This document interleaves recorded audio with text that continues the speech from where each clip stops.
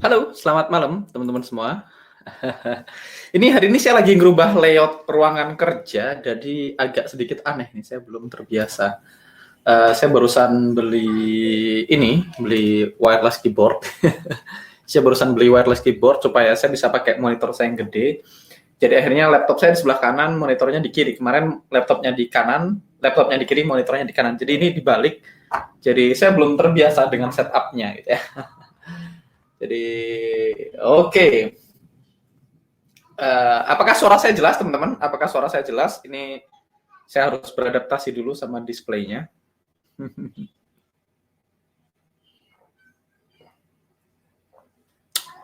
Oke.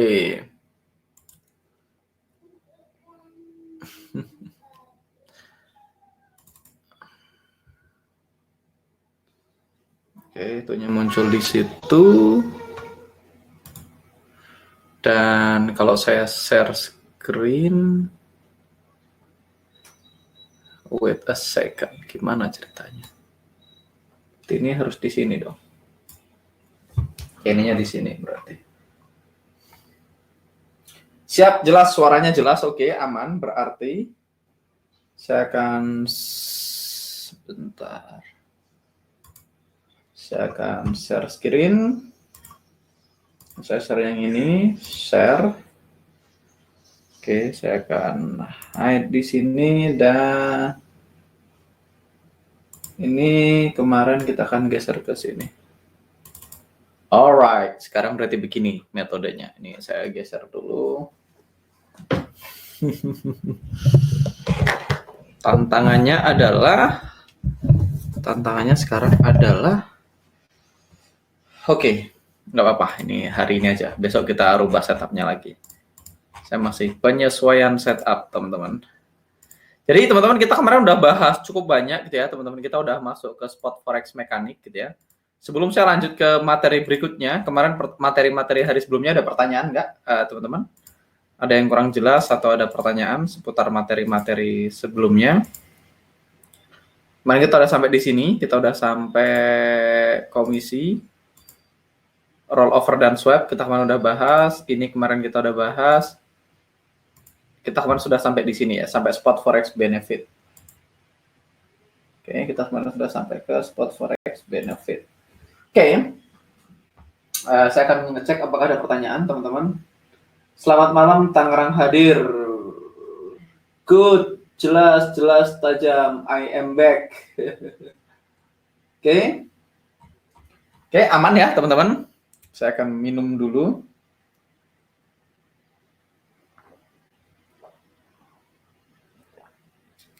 Alright. Jadi kemarin kita udah bahas di sini, teman-teman. Kita udah bahas tentang benefit dari spot forex. Yang pertama, kita kemarin udah bahas spot forex itu benefitnya pertama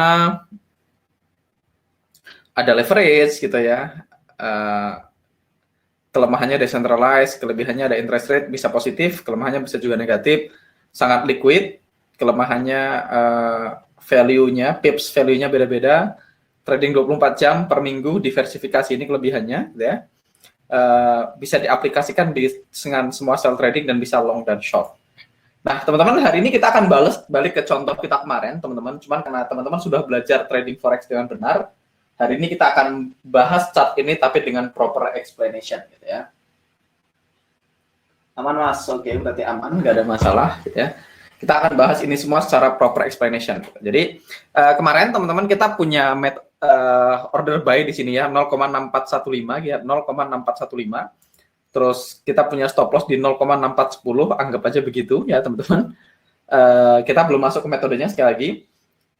Saya buy di 0,6415, stop loss di 0,6410 dengan take profit di 0,6435. Kemarin kita beli, harga beneran naik gitu ya. Dan kemarin initial entry kita 0,6415, stop loss kita 6410, target 6415, lot size-nya 8 mini lot, maka kita udah tahu karena ini NZD USD berarti kalau mini lot berarti satu pipnya $1, berarti $8 per pip dengan risiko 5 pip. Berarti risiko kita adalah $40. TP kita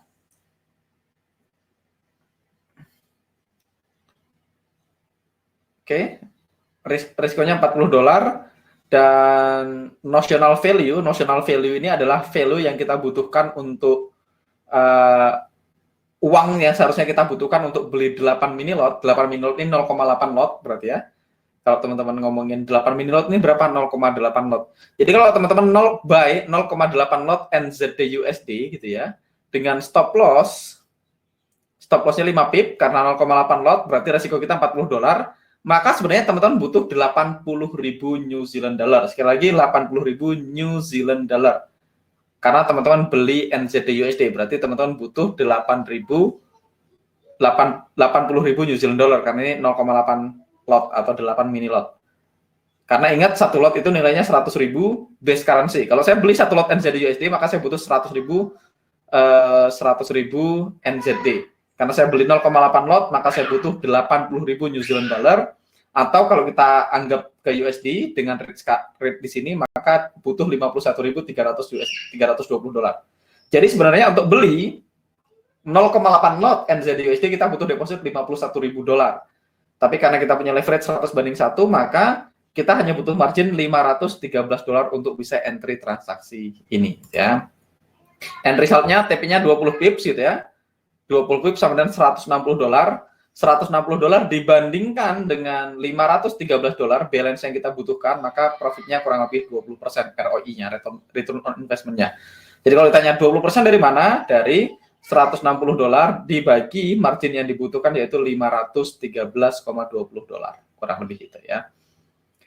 Jadi saya ulangi lagi, karena kita beli NZD USD 8 mini lot atau 0,8 lot, maka kita sebenarnya butuh 80.000 New Zealand, atau kalau kita konversi ke USD itu 51.320 dolar. Karena kita anggap leverage-nya 100:1, maka untuk bisa entry segini, teman-teman butuh 513,20. Kalau leverage-nya 500:1, berarti kita butuh 1/5-nya, butuh sekitar 103 dolar, 102,5 dolar. Nah, di sini teman-teman bisa lihat ROI-nya, karena kita profitnya 8 dolar per pip dikali 20, 160 pip, 160 dolar, maka ROI-nya adalah 20%. 20% dari mana? Dari profitnya dibandingkan dengan margin yang dibutuhkan. Ya. Oke, saya akan lihat pertanyaan. Mas Dani Luang ngirim ini. Tolong cek plan saya, ini udah benerkah? Belum terpanggil SL sih. Nanti kita belum masuk ke pembahasan plan ya, Mas Daniel. Nanti setelah ini kita akan bahas. Interest rate-nya swap dihitung mana?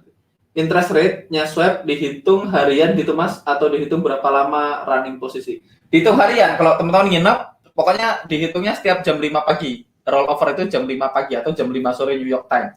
Maka itu adalah rollover, maka setiap rollover kita kena swap gitu ya. Sampelnya kok bisa cakep, TP-nya bisa jauh-jauh, di hitungan nyata belum TP2, harga putar balik. Oke, nanti kita masuk ke pembahasan teman-teman. Kita masuk ke pembahasan gitu ya. Nanti begitu kita masuk ke plan, kita akan banyak bahas live chart, santai aja gitu ya. Kita belum sampai ke sana, sabar. Mas, penyebutan mata uang yang depan kemarin namanya apa? NZD USD, New Zealand dollar versus US dollar gitu ya. USD itu adalah quote currency, NZD adalah base currency. Jadi yang di depan namanya base, yang di belakang namanya quote. Jadi yang di depan selalu base. Kalau teman-teman lihat chartnya, mana tadi? Agak jauh ke belakang. Oh, nggak sejauh itu sih. Sebentar. Teman-teman tinggal cek itu, cek di slide-nya lagi. Wait a second. Ini dia. Jadi yang di depan gitu ya, yang di depan disebut base currency, yang di belakang namanya quote currency. Jadi kalau NZD USD, NZD adalah base currency, USD adalah quote currency. Oke.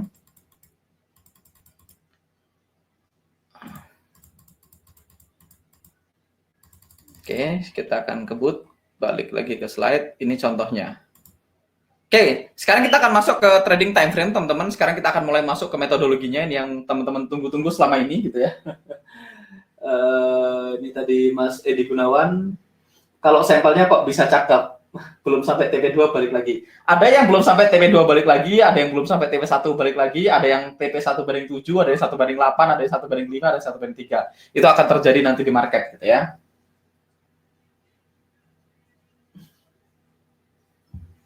Siap, semuanya broker rata-rata swap hari Rabunya 3 kali ya Mas? Ya, ada beberapa broker yang melakukan perhitungan swap setiap hari Rabu, jadi sah juga.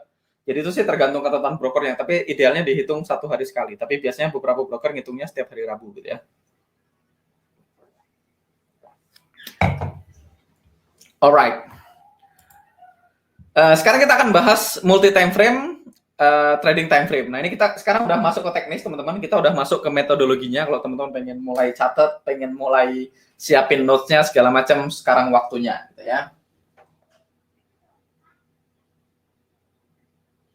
Kalau transaksi kita diperbarui setiap hari oleh broker, bukankah kita nggak kena swap? Yaitu justru swap itu adalah akibat dari rollover, Mas.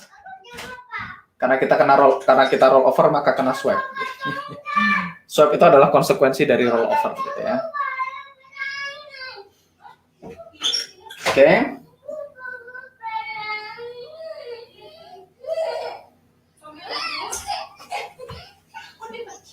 Oke. Langsung, jadi teman-teman kita akan menggunakan multi time frame untuk merencanakan sebuah trading plan. Jadi kalau kita mau bikin trading plan, kita akan menggunakan beberapa time frame, yaitu multi time frame. Setiap time frame kita gunakan untuk mendapatkan informasi yang berbeda. Dan ketika kita kombinasikan 2 time frame atau 3 time frame yang berbeda, akan punya konfirmasi apakah hari ini kita punya peluang untuk entry atau tidak gitu ya. Saya ulangi lagi teman-teman, di dalam analisa kita akan menggunakan multi time frame. Setiap time frame punya tujuan yang berbeda. Dan ketika kita combine, kita gabungkan 2 time frame tadi, kita akan menemukan apakah hari ini kita punya peluang atau tidak gitu ya.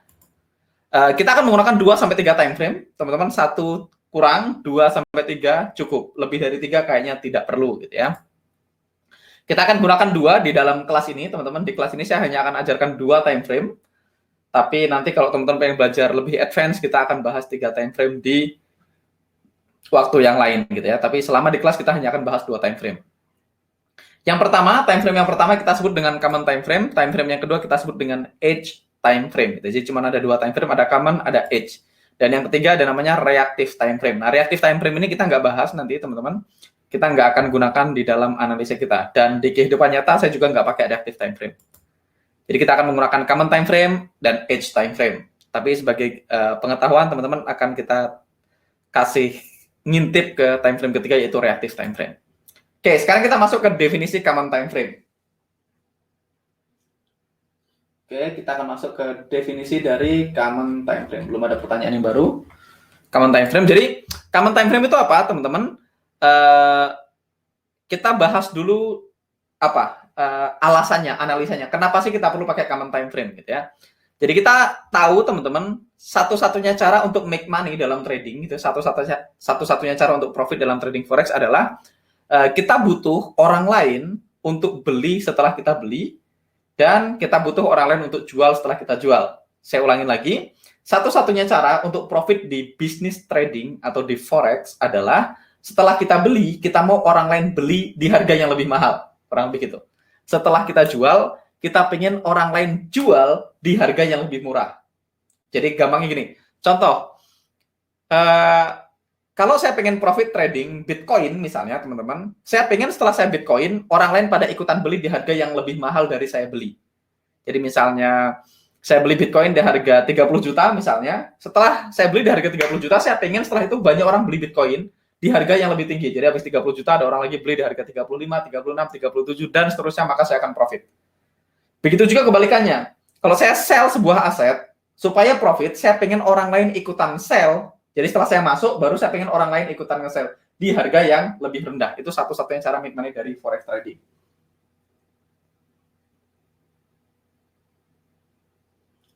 Nah, ini tadi Mas Angga, kenapa di kebanyakan broker kalau swap nilainya bisa 2 kali lipat di hari Rabu atau Kamis? Karena beberapa broker bukan beberapa, ada banyak banget broker yang melakukan perhitungan swapnya di hari Rabu gitu ya. Jadi kalau mereka melakukan perhitungan di hari Rabu ya kita kena pas hari Rabu gitu.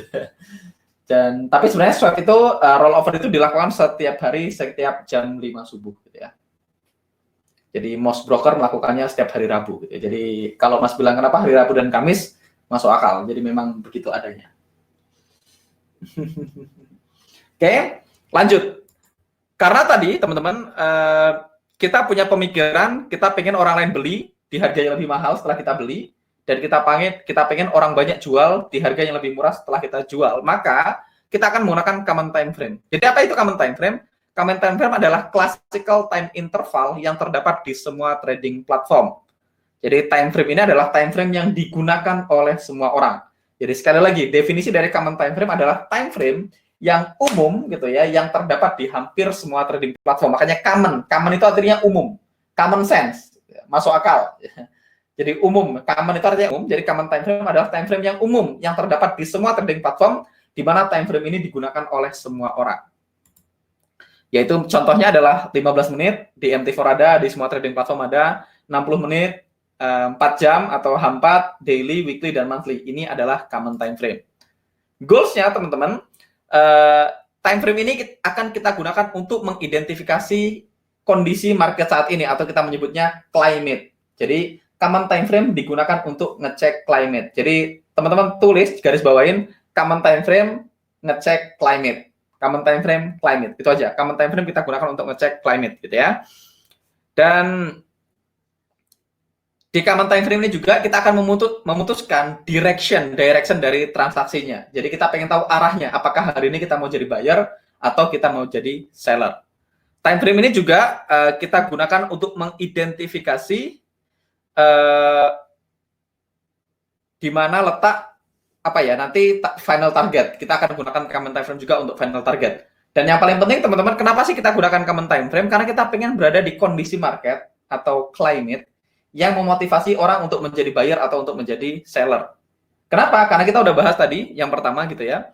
Satu-satunya cara untuk make money dari trading adalah setelah kita beli, kita pengen orang lain ikutan beli di harga yang lebih tinggi. Setelah kita jual, kita pengen orang lain jual di harga yang lebih murah. Otomatis, satu-satunya cara untuk memotivasi orang lain untuk beli setelah kita beli, orang lain untuk jual setelah kita jual, kita harus berada di kondisi market yang memotivasi orang lain untuk menjadi buyer ataupun menjadi seller.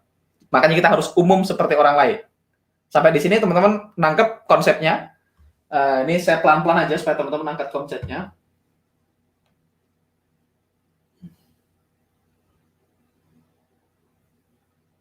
Oke.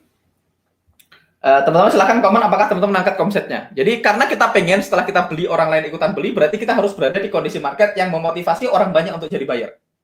Kalau kita pengen setelah kita jual, orang lain ikutan jual, berarti kita pengen berada di kondisi market yang memotivasi orang lain untuk jadi seller. Orang lain ini adalah publik gitu ya. Karena kalau teman-teman beli, terus nggak ada orang yang beli after kita, berarti kita nggak akan profit. Makanya kita pengen berada di kondisi market yang memotivasi orang lain untuk jadi buyer juga ataupun jadi seller juga. Mau tanya masa enggak? Dulu di channel YouTube-nya sampean pakai common time frame-nya atasnya untuk final target. Apa cara ini masih dilakukan? Yes, dulu teman-teman, dulu kita menggunakan common time frame yang di atasnya untuk final target. Tapi kita menemukan kurikulum itu terlalu terlalu ribet untuk pemula gitu ya, dia harus ganti-ganti common time frame, akhirnya kita tetap gunakan yang di time frame yang sama, di common time frame yang sama. Itu kemarin kita bahas sama Jose juga. Jadi pada akhirnya kalau teman-teman mau pakai final targetnya di common time frame di atasnya juga sah gitu ya. Kalau Jose ditanya, saya akan pilih yang paling jauh. Kalau daily misalnya gini, saya common time frame-nya daily, final targetnya boleh daily, boleh weekly gitu ya. Dia pilih yang paling jauh, tapi supaya simplicity, supaya semuanya sama dan supaya tidak bingung gitu ya, kita akan ngecek climate dan final target di time frame yang sama, dan itu kurikulum yang berlaku di Tradictive gitu ya.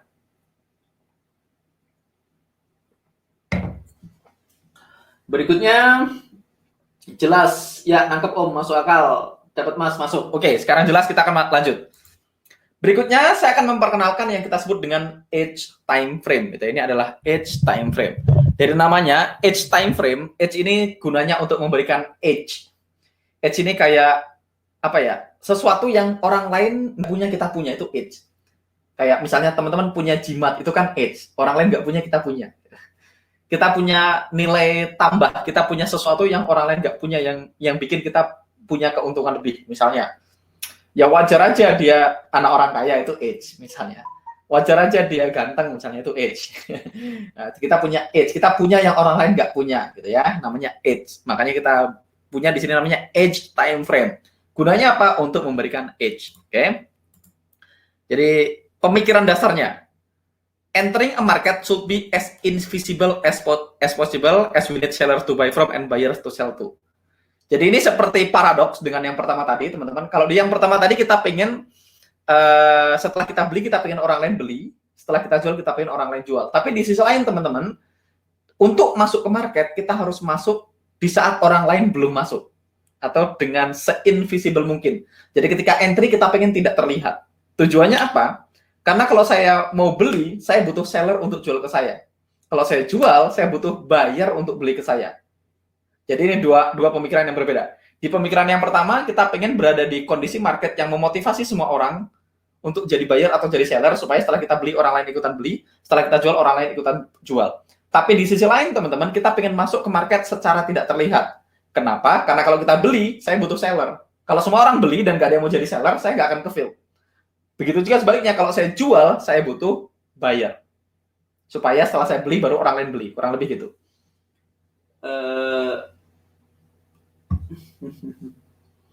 Apakah common time frame bisa menjadi time frame untuk OP? Enggak, kita belum bahas ke sana. Kita belum bahas penggunaannya. Saya baru memperkenalkan common dan edge. Nanti kita akan bahas pelan-pelan. Mas siapa nih? Mas Doni Wicaksono kemungkinan belum nonton ini ya, belum nonton replay batch 1. Sayang loh, kalau teman-teman punya waktu, please nonton replaynya batch 1 gitu. Jadi kalau teman-teman punya waktu, please nonton replay batch 1, ada di Facebook group gitu ya, please nonton replaynya batch 1 ya. Oke. Jadi definisinya apa sih edge time frame? Edge time frame adalah unique time interval. Jadi ini adalah time frame yang unik yang biasanya digunakan oleh larger market player, oleh bank-bank besar dan institusi yang mereka biasanya tradingnya sudah bukan manual. Jadi bank-bank besar atau institusi ketika entry ke market, mereka sudah seringkali tidak manual, mereka menggunakan sistem trading yang otomatis atau saya nyebutnya computerized trading system. Nah, biasanya time frame yang mereka gunakan adalah time frame Fibonacci. Pertanyaannya, Mas Angga tahu dari mana kalau institusi itu tradingnya pakai sistem komputer dan pakainya time frame Fibonacci? Ya ini teman-teman, ini tidak tertulis dimanapun, gitu, tidak ada di buku manapun. Teman-teman harus punya teman atau punya akses ke orang-orang yang trading di institusi.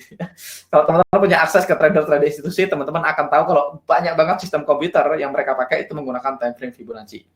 Jadi apa sih contoh edge time frame? Ya 2 menit, 8 menit, 21 menit, 55 menit, 144 menit, 377 menit, dan seterusnya. Begitu juga kita akan pakai time frame 2 tick, time frame 2 volume. Jadi ticks dan volume ini biasanya dipakai untuk trading di futures market. Ya, kalau teman-teman trading di futures market, teman-teman perlu perhatikan tick dan volume. Tapi di spot forex kita nggak akan pakai ticks dan volume. Nanti persamaannya kita akan pakai time frame range, tapi kita akan bahas after class. Ya, ini range kita nggak akan bahas di kelas. Untuk edge time frame kadang nggak terbentuk UFO, sedangkan di common time frame malah membuat UFO. Itu bagaimana pendapat Mas Angga? Contoh M55 dan 60, kadang di M55 nggak ada UFO, di 60 ada UFO. Simple teman-teman, teman putuskan dan sisanya adalah trade only what you see, not what you think. Jadi hanya trading apa yang kita lihat. Gitu ya. Kalau ragu, skip. Sesimpel itu kalau saya. Kalau saya sesimpel itu. Kalau saya pakai dua-duanya, teman-teman, saya pakai 55 dan pakai 60. Gitu ya. Kalau enggak, nanti teman-teman bisa pakai 55 dan 55R. Nanti kita akan bahas di alumni gitu ya. Di sini teman-teman tugasnya sekali lagi selama di kelas ini teman-teman ini ingat baik-baik, selama di kelas ini setelah kita ini kan kita udah masuk ke metode tradingnya. Ingat tugas teman-teman adalah satu, tugas teman-teman bukan make money. Tugas teman-teman di sini bukan make money. In fact, saya tidak menyarankan teman-teman trading pakai account real selama di kelas. Tugas teman-teman selama di kelas adalah mengumpulkan sampel untuk mendapatkan ekspektasi yang benar. Sekali lagi, tugas teman-teman, goals-nya adalah mengumpulkan sampel untuk mendapatkan ekspektasi yang benar. Boleh pakai account real nggak Mas Angga? Boleh. Stay very small, gitu ya. Risk-nya stay very small. Sekali lagi, goals-nya adalah untuk mengumpulkan sampel dan mendapatkan ekspektasi tentang trading. Balik ke slide pertama, hari pertama yang kita bahas yaitu ekspektasi, gitu ya. Oke.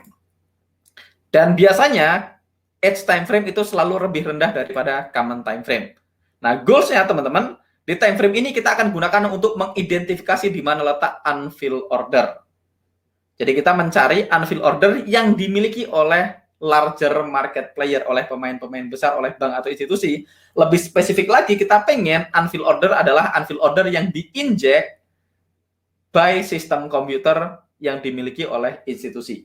Ingat, kita tadi udah tahu bahwasanya biasanya institusi atau bank-bank besar menggunakan time frame Fibonacci. Otomatis kalau pengen nyari unfilled order, nyari UFO, yang paling masuk akal adalah kita pengen menemukan UFO yang disisakan oleh institusi. Makanya kita pengen mencarinya di edge time frame. Jadi ada dua kenapa kita pakai edge time frame. Pertama, karena kita pengen ketika kita entry, kita pengen se-invisible mungkin, kita pengen tidak terlihat. Karena kalau saya beli, saya butuh seller. Kalau saya jual, saya butuh buyer. Berarti kita pengen masuk duluan, baru abis itu kita pengen orang lain ikutan masuk. Jadi alasan pakai edge time frame.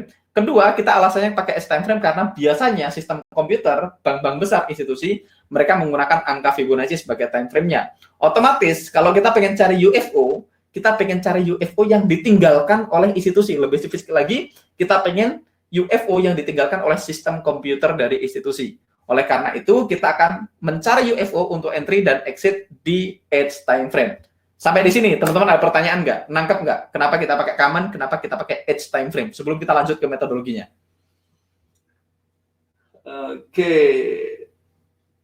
Masuk akal, Mas. Siap. Backtest juga oke ya, Mas? Boleh. Backtest juga oke, boleh. Betul, Mas, metode trading forex seperti ini baru saya tahu. Biasanya support dan resisten. Teman-teman, kita nggak trading support dan resisten sama sekali nanti. Kita benar-benar nggak trading support resisten, bahkan secara pribadi saya nggak pakai support resisten. Kalau teman-teman nonton replay batch 1 kayaknya ada saya bahas, nanti kita akan bahas lagi gitu ya. Siap, Mas, nangkep, Mas. Oke, ini ada pertanyaan lagi tadi Mas Edi Gunawan. Kalau begitu berpikirnya seperti itu, 240 penggantinya 144 bedanya terlalu jauh nggak? Karena 55 kan 60 kan cuma 5 menit. Oke, karena logikanya di bawah 144, di bawah 144 berapa time frame berikutnya? Di atas 144. Di atas 144 itu 144 ditambah 55. 144 ditambah 55 itu 21 8 21 13 tambah 8 21 tambah 13 something 38 kayaknya habis itu 55.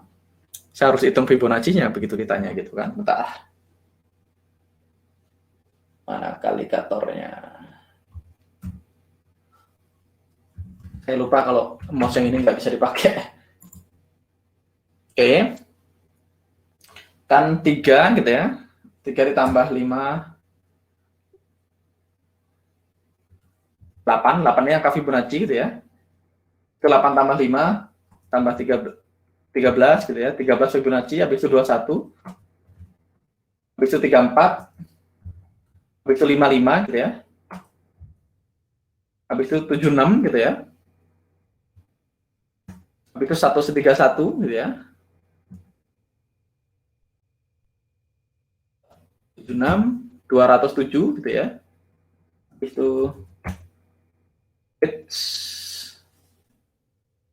salah kan saya? Salah ngitungnya. Teman-teman ketika deret Fibonacci itu lebih gampang. Saya nggak apa langkah Fibonacci sebenarnya.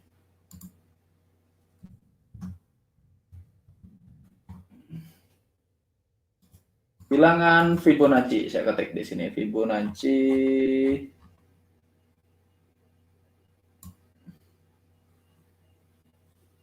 Nah, ini dia. Jadi urutannya 0, 1, 1, 2, 3, 5, 8, 13, 21, 34, 55, 89, 144, 233, 377 gitu ya. 233, 377. Kalau Mas misalnya saya mau yang paling dekat sama 240 adalah 233, boleh nggak? Sah-sah aja, tapi saran saya dites dan ukur gitu ya. Saran saya teman-teman lakukan tes dan ukur gitu ya. Sedangkan yang kita tes adalah kita udah punya pasangannya 240 pengganti 144 gitu ya. Kalau daily kita pun pakai 377. Jadi daily itu kita pakai 377. Penggantinya daily kita pakai 377. Jadi aturannya bukan karena satu time frame di bawahnya. Kalau satu time frame di bawahnya penggantinya daily, satu hari itu berapa menit? Satu hari itu let's see. Saya cukup banget satu hari berapa menit aja nggak tahu ternyata kan. 1 jam 60 menit, satu hari 24 jam. Berarti 60 dikali 24. 60 kali 24, 1200 something. Berarti harusnya saya pakai 987 dong gitu ya. Enggak. Kita nggak pakai angka itu. Tapi kalau misalnya teman-teman mau pakai angka yang berbeda boleh nggak? Silahkan saja, silahkan melakukan tes dan ukur gitu ya. Oke. Selanjutnya saya akan masuk ke reactive time frame, teman-teman, sebelum saya jawab ke pertanyaan yang itu. Jadi reactive time frame ini gunanya gini, pemikiran dasarnya. Kadang-kadang gitu ya, unfilled order itu di cancel, kadang-kadang ditambahkan gitu ya.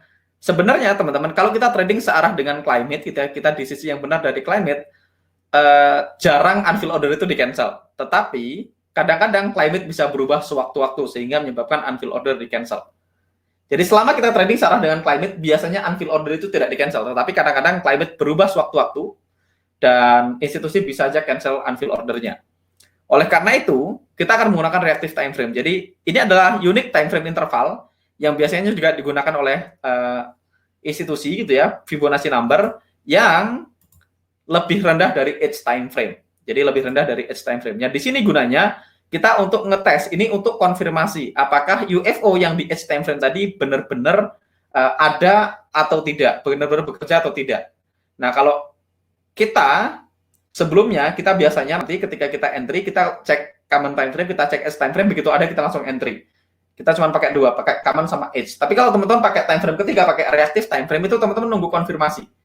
Jadi misalnya, let's see, misalnya saya akan bawa ini ke sini gitu ya. Saya akan masuk ke daily, segini aja. Saya akan masuk ke daily. Sebentar. Kita tunggu, teman-teman. Jadi misalnya kayak gini. Ini GBP AUD gitu ya. Di 55. Jadi misalnya teman-teman ada di GBP AUD 55 gitu ya. Misalnya anggaplah saya entry di sini. Ini contoh aja biar cepat, yang kita nggak usah nyari yang lain. Oke, kita entry di sini misalnya. Saya punya area UFO di sini. Ini adalah area UFO yang akan saya gunakan. Jadi kalau saya cuma pakai climate gitu, misalnya saya ngecek climate-nya di daily, ini climate-nya udah expired ya teman-teman. Climate-nya udah expired, tapi kita punya confirm down climate, tapi sudah 26 gitu ya, sudah expired. Tergantung, kalau expired boleh entry nggak mas, tergantung tipenya. Nanti kalau konservatif udah nggak boleh, kalau agresif boleh entry ya. Oke. Kalau teman-teman punya climate-nya confirm, terus teman-teman ke 55 edge time frame, di sini kita mencari area unfilled order dari institusi. Misalnya ini adalah area unfilled order-nya gitu ya. Sekali lagi ini hanya contoh. Kalau kita hanya pakai edge time frame, kita bisa langsung entry di sini. Kita entry di sini, kita punya stop loss beberapa pips di atasnya. Saya ngacak aja biar cepat aja. 52 ditambah 759. Misalnya saya punya entry di situ gitu ya.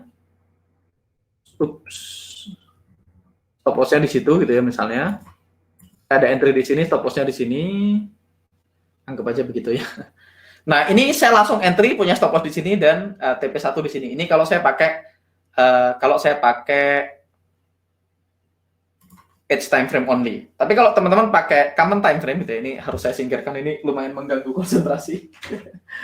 Jadi kalau saya pakai common reactive time frame, teman-teman, saya tidak langsung entry, tapi saya akan turun ke 21 menit gitu ya. Di 21 menit saya mencari area UFO yang diciptakan oleh time frame ini. Jadi saya nggak langsung entry, tapi saya tunggu ketika harga masuk ke area saya di time frame 21 menit, apakah saya menemukan area UFO baru. Misalnya saya replay, saya mundurin gitu ya. Nah, begitu harga masuk ke area saya nggak langsung entry, teman-teman. Saya tunggu.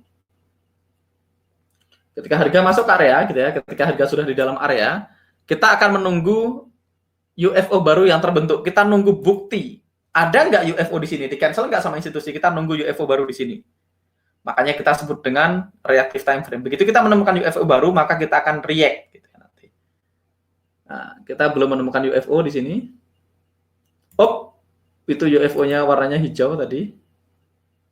Oke, belum ada. Nah, kalau belum ada berarti kita tidak entry. Ya.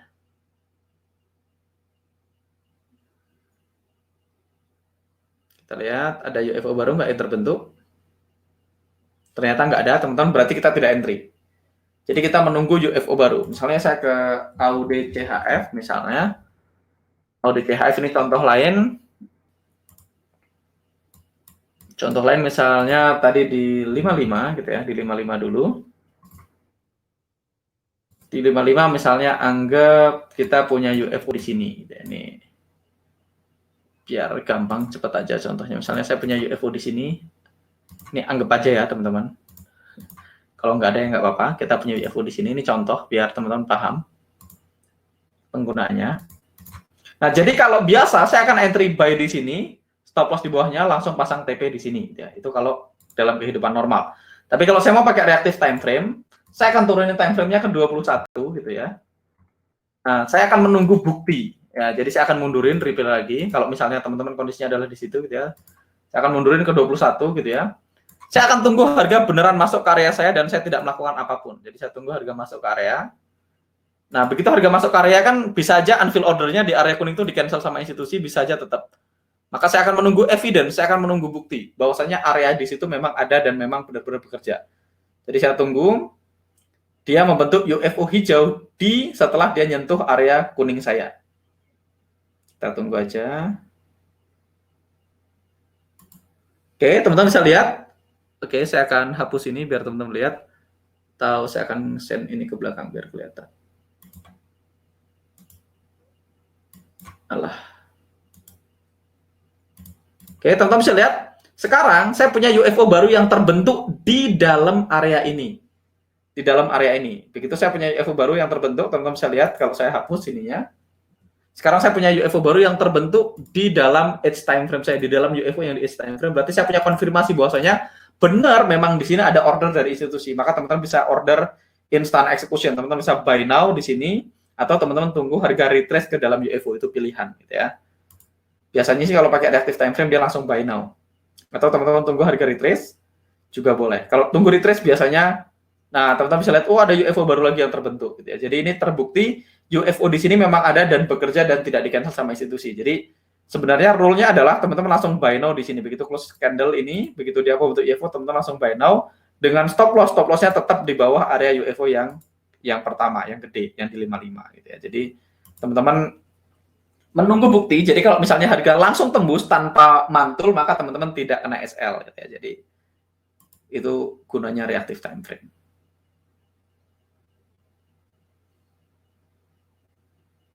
Oke. Oh, dia sekarang naik kan karena kita masuk ke reactive time frame ya, dia sentuh yang itu. Jadi kalau saya gambar gitu ya, teman-teman, kalau saya gambar di sini aja gitu ya. Kalau saya gambar gitu ya, saya akan punya 3 time frame. Ini yang pertama. Ini yang kedua gitu ya. Yang ini namanya common gitu ya. Common. Ini kita gunakan untuk common, kita gunakan untuk climate, cek climate gitu ya. Berikutnya di sini ada edge. Ini gunakan untuk entry gitu ya. Nah, ini punya teman-teman punya pilihan kalau mau pakai di sini reactive time frame. Reaktif ini untuk konfirmasi dalam kurung opsional. Ini pilihan gitu ya. Jadi misalnya teman-teman cek, oke, di H1 dia up climate-nya up. Nah, ternyata di sini kita punya area UFO, misalnya di 55 kita punya area UFO seperti ini misalnya. Contoh, saya punya UFO di sini. Maka saya punya pilihan, saya langsung entry di sini adalah saya bisa langsung entry di sini gitu, ini entry.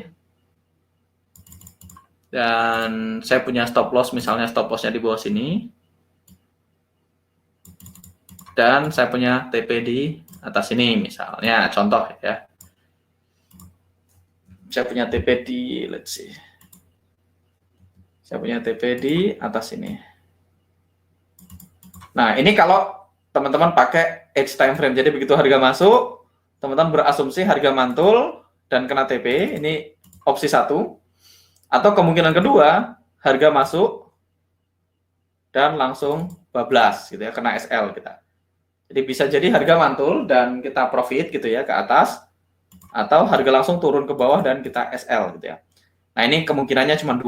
Nah, kalau teman-teman pakai reactive time frame, begitu harga masuk ke sini gitu ya, harga masuk ke sini, teman-teman tidak langsung pasang entry, tapi teman-teman tunggu. Jadi teman-teman tunggu di dalam area kuning gitu ya, di dalam area di edge time frame.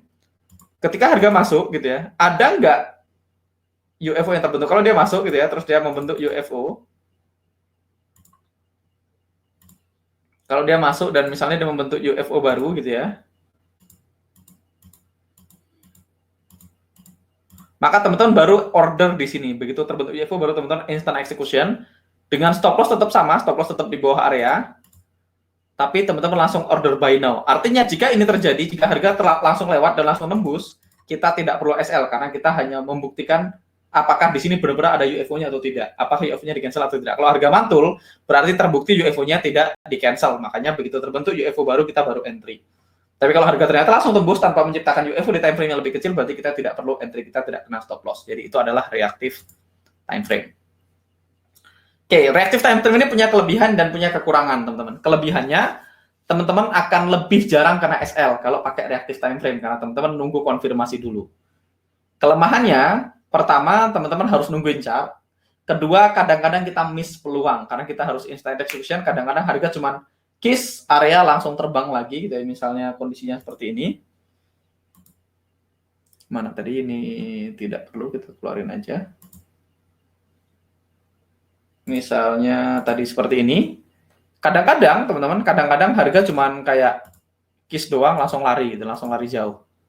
Nah, kalau kasusnya seperti itu, pakai reactive time frame nanti nggak dapat entry, nggak dapat order gitu. Dan seperti segala sesuatu di muka bumi ini selalu ada pro dan kontranya. Itu adalah pro dan kontra dari reactive time frame. Sekali lagi, reactive time frame ini tidak wajib, teman-teman, ini opsional. Ini hanya diperlukan kalau teman-teman orangnya sangat konservatif.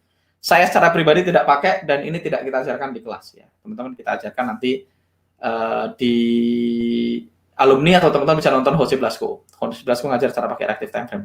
Jose juga kayaknya nggak pakai reactive time frame.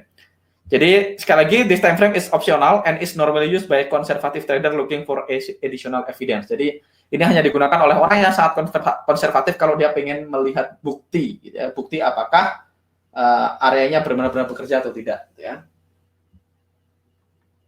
Oke, sekarang kita masuk ke kenapa institusi ingin tidak terlihat ya, supaya karena gini, kalau dia mau beli harus ada yang jual, teman-teman. Kita juga pengen nggak terlihat, karena kalau kita beli, kita pengen ada orang yang jual ke kita. Kalau semua orang pengen beli dan saya pengen beli juga, terus siapa yang mau jual? Kan nggak dapat barang. Kalau saya mau jual di saat semua orang pengen jual, siapa yang beli? Nggak ada. Semua orang pengen beli masker, maskernya kosong. Ketika semua orang jualan masker, nggak ada yang mau beli kan gitu. Makanya kita butuh supply and demand kan gitu. Dan mereka butuh orang untuk dimakan. Oke, malam semuanya, nangkap Jos. Mas, apakah UFO yang tercipta itu memang pasti dari area institusi atau bisa dari retail trader juga, Mas, area UFO-nya? Selama ada imbalance, teman-teman, selama ada imbalance, tetap akan meninggalkan UFO. Selama ada imbalance, selama ada ketidakseimbangan antara supply dan demand, maka akan menciptakan unfilled order. Nah, unfilled order ini bisa ditinggalkan oleh institusi. Ingat, institusi itu ada yang besar, ada yang lebih besar lagi, ada yang lebih besar lagi, ada yang besar banget. Gitu. Jadi institusi itu pasti besar, jelas tidak retail. Tapi ingat, di atas institusi yang besar ada institusi yang lebih besar lagi. Dan semua bank itu punya kepentingan masing-masing. Kayak di Indonesia aja banknya ada berapa? Ada bank sentral, ada bank komersial, dan semua bank punya tujuan masing-masing. Kayak bank sentral seringkali tujuannya untuk memproteksi mata uang negaranya. Kayak kemarin, ketika rupiah terlalu lemah gitu ya, dolar terlalu mahal, BI intervensi, ya dia akan intervensi. Tujuannya jelas bukan make money, tujuannya adalah untuk menstabilkan mata uang. Jadi institusi punya kepentingan masing-masing. Jadi institusi juga bisa loss gitu ya, bisa loss. Tapi kemungkinan dia loss lebih kecil karena institusi kalau trading, mereka lebih suka trading dari retail gitu ya, dari market. Oke.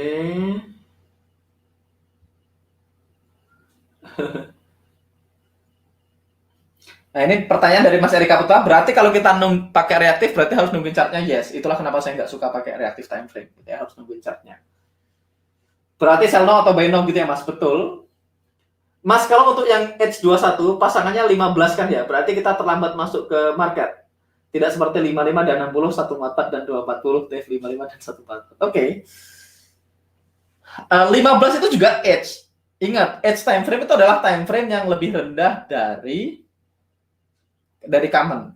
Jadi 21 itu terhadap 60, bukan terhadap 15. 55 itu terhadap daily. Jadi 55 adalah edge time frame dari daily. 21 adalah edge time frame dari H4. 8 menit adalah edge time frame dari H1. Bukan sama 5 gitu ya. Jadi beda pemahaman gitu. Makanya nanti kita bahas di tabelnya gitu ya. Mas Wahyu. Kelemahannya reaktif berarti harus pantau ketat ya Mas. Yes. Yang sedih berarti MM nggak jalan dan nunggu ya Mas. MM-nya tetap bisa jalan dong. Buy now sell now kan MM-nya tetap bisa jalan. Teman-teman, saya walaupun buy now sell now saya tetap bisa ngitung lotnya secara otomatis. Saya punya tools untuk hitung lot secara otomatis walaupun buy now atau sell now. Jadi kalau saya buy now atau sell now saya nggak pakai order window, saya pakai software juga. Itu saya udah pakai dari tahun berapa ya? Saya udah pakai tools itu dari tahun 2013 kayaknya. Saya udah dari 2013 saya udah pakai risk per trade, saya udah pakai MM yang jalan. Saya pakai namanya Go, Goodbye Order Window gitu ya. Nanti saya bisa share sih, saya bisa share Go. Saya punya full license-nya dan bisa di-share gitu ya. Itu harganya lumayan mahal. Nanti perlu dikasih syarat kayaknya untuk dapetin itu. Anyway, kalau pending order bisa pakai asisten, kalau instant execution juga tetap bisa gitu ya. Tetap bisa dihitung gitu ya. Nanti saya akan kasih lihat. Alright. Nah, ini time frame di forex teman-teman. Teman-teman bisa lihat, ini adalah customize, ini adalah standard. Jadi ini adalah customize, ini adalah standard. Standardnya, kalau common time frame-nya 60, maka edge-nya adalah 5 menit. Kalau common time frame-nya 20, maka edge-nya adalah 15 menit. Kalau common time frame-nya daily, maka edge-nya adalah 60 menit. Kalau common time frame-nya weekly, kita akan entry di 240. Kalau monthly, kita akan entry di daily. Jadi ini ada common, ini ada edge, ini ada reaktifnya 1, ini 3 harusnya nggak ada, berarti 1, 5, 15, 60, 240 gitu ya. Ini adalah reaktif time frame-nya. Jadi edge ini karena kita pengen masuk lebih dulu di kondisi di H1. Kebalikannya, berarti kalau yang customize, kalau saya ngecek di common time frame-nya di 60, saya entry-nya di 8 menit. Dari 8 menit ini adalah edge dari 60, bukan edge dari 5 menit gitu ya. Berikutnya, 21 menit adalah edge dari 240. Jadi kalau saya ngecek climate-nya up market di 240, saya akan entry-nya di 21 menit. Karena 21 menit itu edge. Saya pengen masuk duluan sebelum orang lain masuk. Kalau pakai 15 boleh nggak? Boleh aja. Jadi kalau 240 saya pengen entry-nya di 15 menit. Saya pengen masuk duluan gitu ya. Jadi teman-teman, angka customize dan common yang ada di sini adalah angka yang sudah dites sama prediktif. Kalau teman-teman mau pakai edge yang lain tadi kayak misalnya 144 bukannya kejauhan Mas, saya pakai 233 atau 237 atau berapa tadi? Fibonacci-nya boleh nggak? Ya sah-sah aja, tapi teman-teman harus melakukan tes lagi. Karena kan angka Fibonacci-nya banyak. Kayak ini 8 menit Fibonacci, 5 juga Fibonacci. Teman-teman pakai 60 dan 5 tanpa 8 boleh nggak? Sah-sah aja. Tapi ini adalah angka yang kita rekomendasikan dan kita sudah tes gitu ya. Jadi kalau weekly pasangannya 144. Jadi nggak karena 144 ke 240. Banyak orang bilang, oke berarti time frame-nya adalah 8 kalinya Mas. Enggak juga. 15 ke 240, yes. 15 ke 240 itu 16 kali. 60 ke daily itu 24 kali. 5 menit ke 60 itu 12 kali. Daily ke monthly itu 30 kali. Ya. Jadi enggak karena sekian kali, enggak karena 4 kali lebih kecil gitu ya. Ini adalah pasangan yang kita sudah tes, sesimpel itu gitu ya. Jadi ini adalah common time frame-nya. Kalau saya ngecek climate di daily, maka saya akan entry-nya di 8 menit, ngecek climate di 240, entry-nya di 21, ngecek climate di daily, entry di 55, climate weekly, entry 144, climate monthly, entry-nya 377. Kalau teman-teman pakai yang customize. Kalau teman-teman pakai yang standar, berarti sama aja. Boleh nggak pakai standar? Boleh aja. Di spot forex, kita ngomongin spot forex, perbedaan customize dan standar ini tidak terlalu signifikan. Tidak sesignifikan itu. Tapi kalau teman-teman trading futures atau trading saham, maka ini akan sangat signifikan. Alasannya kenapa? Karena kalau centralized market, teman-teman sekali lagi, kalau kita centralized market, kita trading direct dengan institusi. Artinya kita dan institusi beli di tempat yang sama. Contoh, saya mau beli saham Microsoft, maka semua orang harus beli Microsoft itu dari Nasdaq. Nggak ada orang beli Microsoft tidak ke Nasdaq. Semua orang beli Microsoft harus ke Nasdaq. Makanya mau Citibank, mau HSBC, mau Goldman Sachs, mau siapapun, kalau mau beli Microsoft dia akan ke Nasdaq. Otomatis penggunaan edge time frame ini sangat penting. Kedua, Fibonacci time frame ini jadi sangat penting karena kita langsung dengan institusi maka buffer stop loss-nya bisa sempit banget kalau trading di future. Karena di future ada sistem antrian gitu ya, sistem antrian. Jadi kita bisa buffernya cuman mepet banget. Jadi SL kita bisa mepet banget sama area. Tapi kalau di spot forex, teman-teman, di spot forex, satu, kita adalah decentralized market, tidak ada pusatnya. Kedua, di spot forex itu kita tidak trading direct dengan unfilled order dari institusi. Jadi kita hanya trading dengan area-area dari institusi. Range-nya. Karena institusi itu tidak trading di broker yang kita pakai. Sekali lagi saya ulangin, institusi tidak trading di broker yang kita pakai.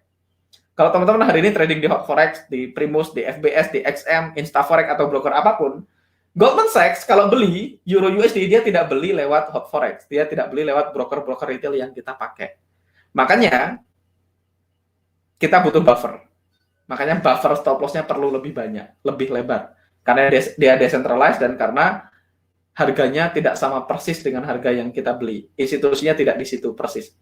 Jadi kita hanya lihat harganya mantul, berarti institusi beli di area sekitaran itu.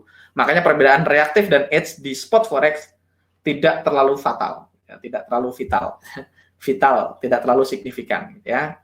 Jadi kalau di spot forex mau pakai standar boleh, mau pakai customize juga boleh, pilihan, gitu ya. Itu pilihan.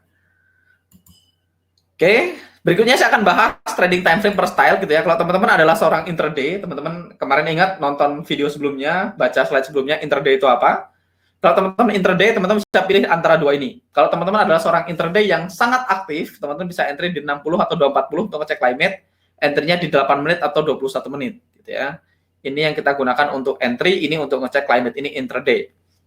Tapi kalau teman-teman pakai standar time frame boleh juga, entry-nya di 5 atau 15, limit-nya di 60 atau 240. Ini adalah intraday. Kalau teman-teman adalah seorang swing trader, dibagi dua lagi. Ada swing yang sedikit aktif gitu ya. Swing yang lebih aktif, dia boleh pakai 240 dan 21. Jadi 240 dan 21 ini boleh swing, boleh intraday. Bisa swing, bisa intraday gitu ya. Tapi kalau teman-teman swing yang lebih long term, teman-teman bisa pakai daily dan 55. Saya secara pribadi lebih sering di daily dan 55 gitu ya. Saya seorang swing. Kalau teman-teman mau lebih ke position trader gitu ya. Position trader ada dua pilihan, boleh daily dan 60, boleh weekly dan 240. Jadi weekly 144, daily 55. Jadi daily ini bisa swing, bisa position gitu ya.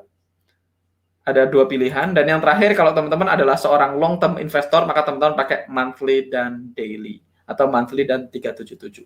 Jadi ini adalah pilihan time frame-nya per style. Jadi teman-teman tahu sekarang, Mas saya seorang day trader, berarti pilihannya dua, mau 240 dan 15 atau 60 dan 5. Atau kalau customize berarti 240 dan 21, 60 dan 8. Mas saya adalah seorang swing trader, swing pilihannya dua, 240 dan daily.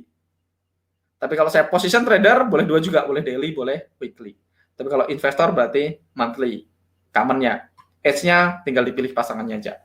Oke, saya akan masuk ke Q&A. Oke.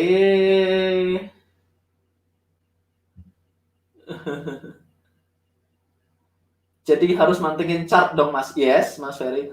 Mas, kalau mau gunakan reactive time frame, terus atur entry dan SL-nya berdasarkan UFO di edge time frame atau di reactive time frame. Entry-nya berdasarkan UFO di reactive time frame, tapi stop loss-nya tetap ngikutin yang edge. Jadi stop loss-nya ngikutin yang edge, gitu ya. Reaktif itu hanya sebagai evidence, stop loss-nya ngikutin edge time frame-nya. Oke.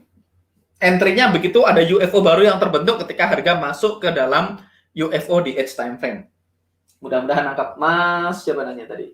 Mas Andi Sultan. Ya, ini Sultan yang nanya. Bukan deh, Mas Sucipto Kurniawan yang nanya. Mas Andi Sultan, kalau punya order taker, reactive time frame menjadi bagian dari job desk-nya, Mas. Tunggu agar terpanggil dan tunggu konfirmasi lagi. Yes, saya pakai order taker, tapi order taker saya tetap tidak pakai reaktif. Saya hanya pakai dua, saya hanya pakai common dan edge. Saya tidak pakai reactive time frame. Oh, sudah terjawab. Oke. Yang sedih lagi kalau harga kiss terus mantul. Ya.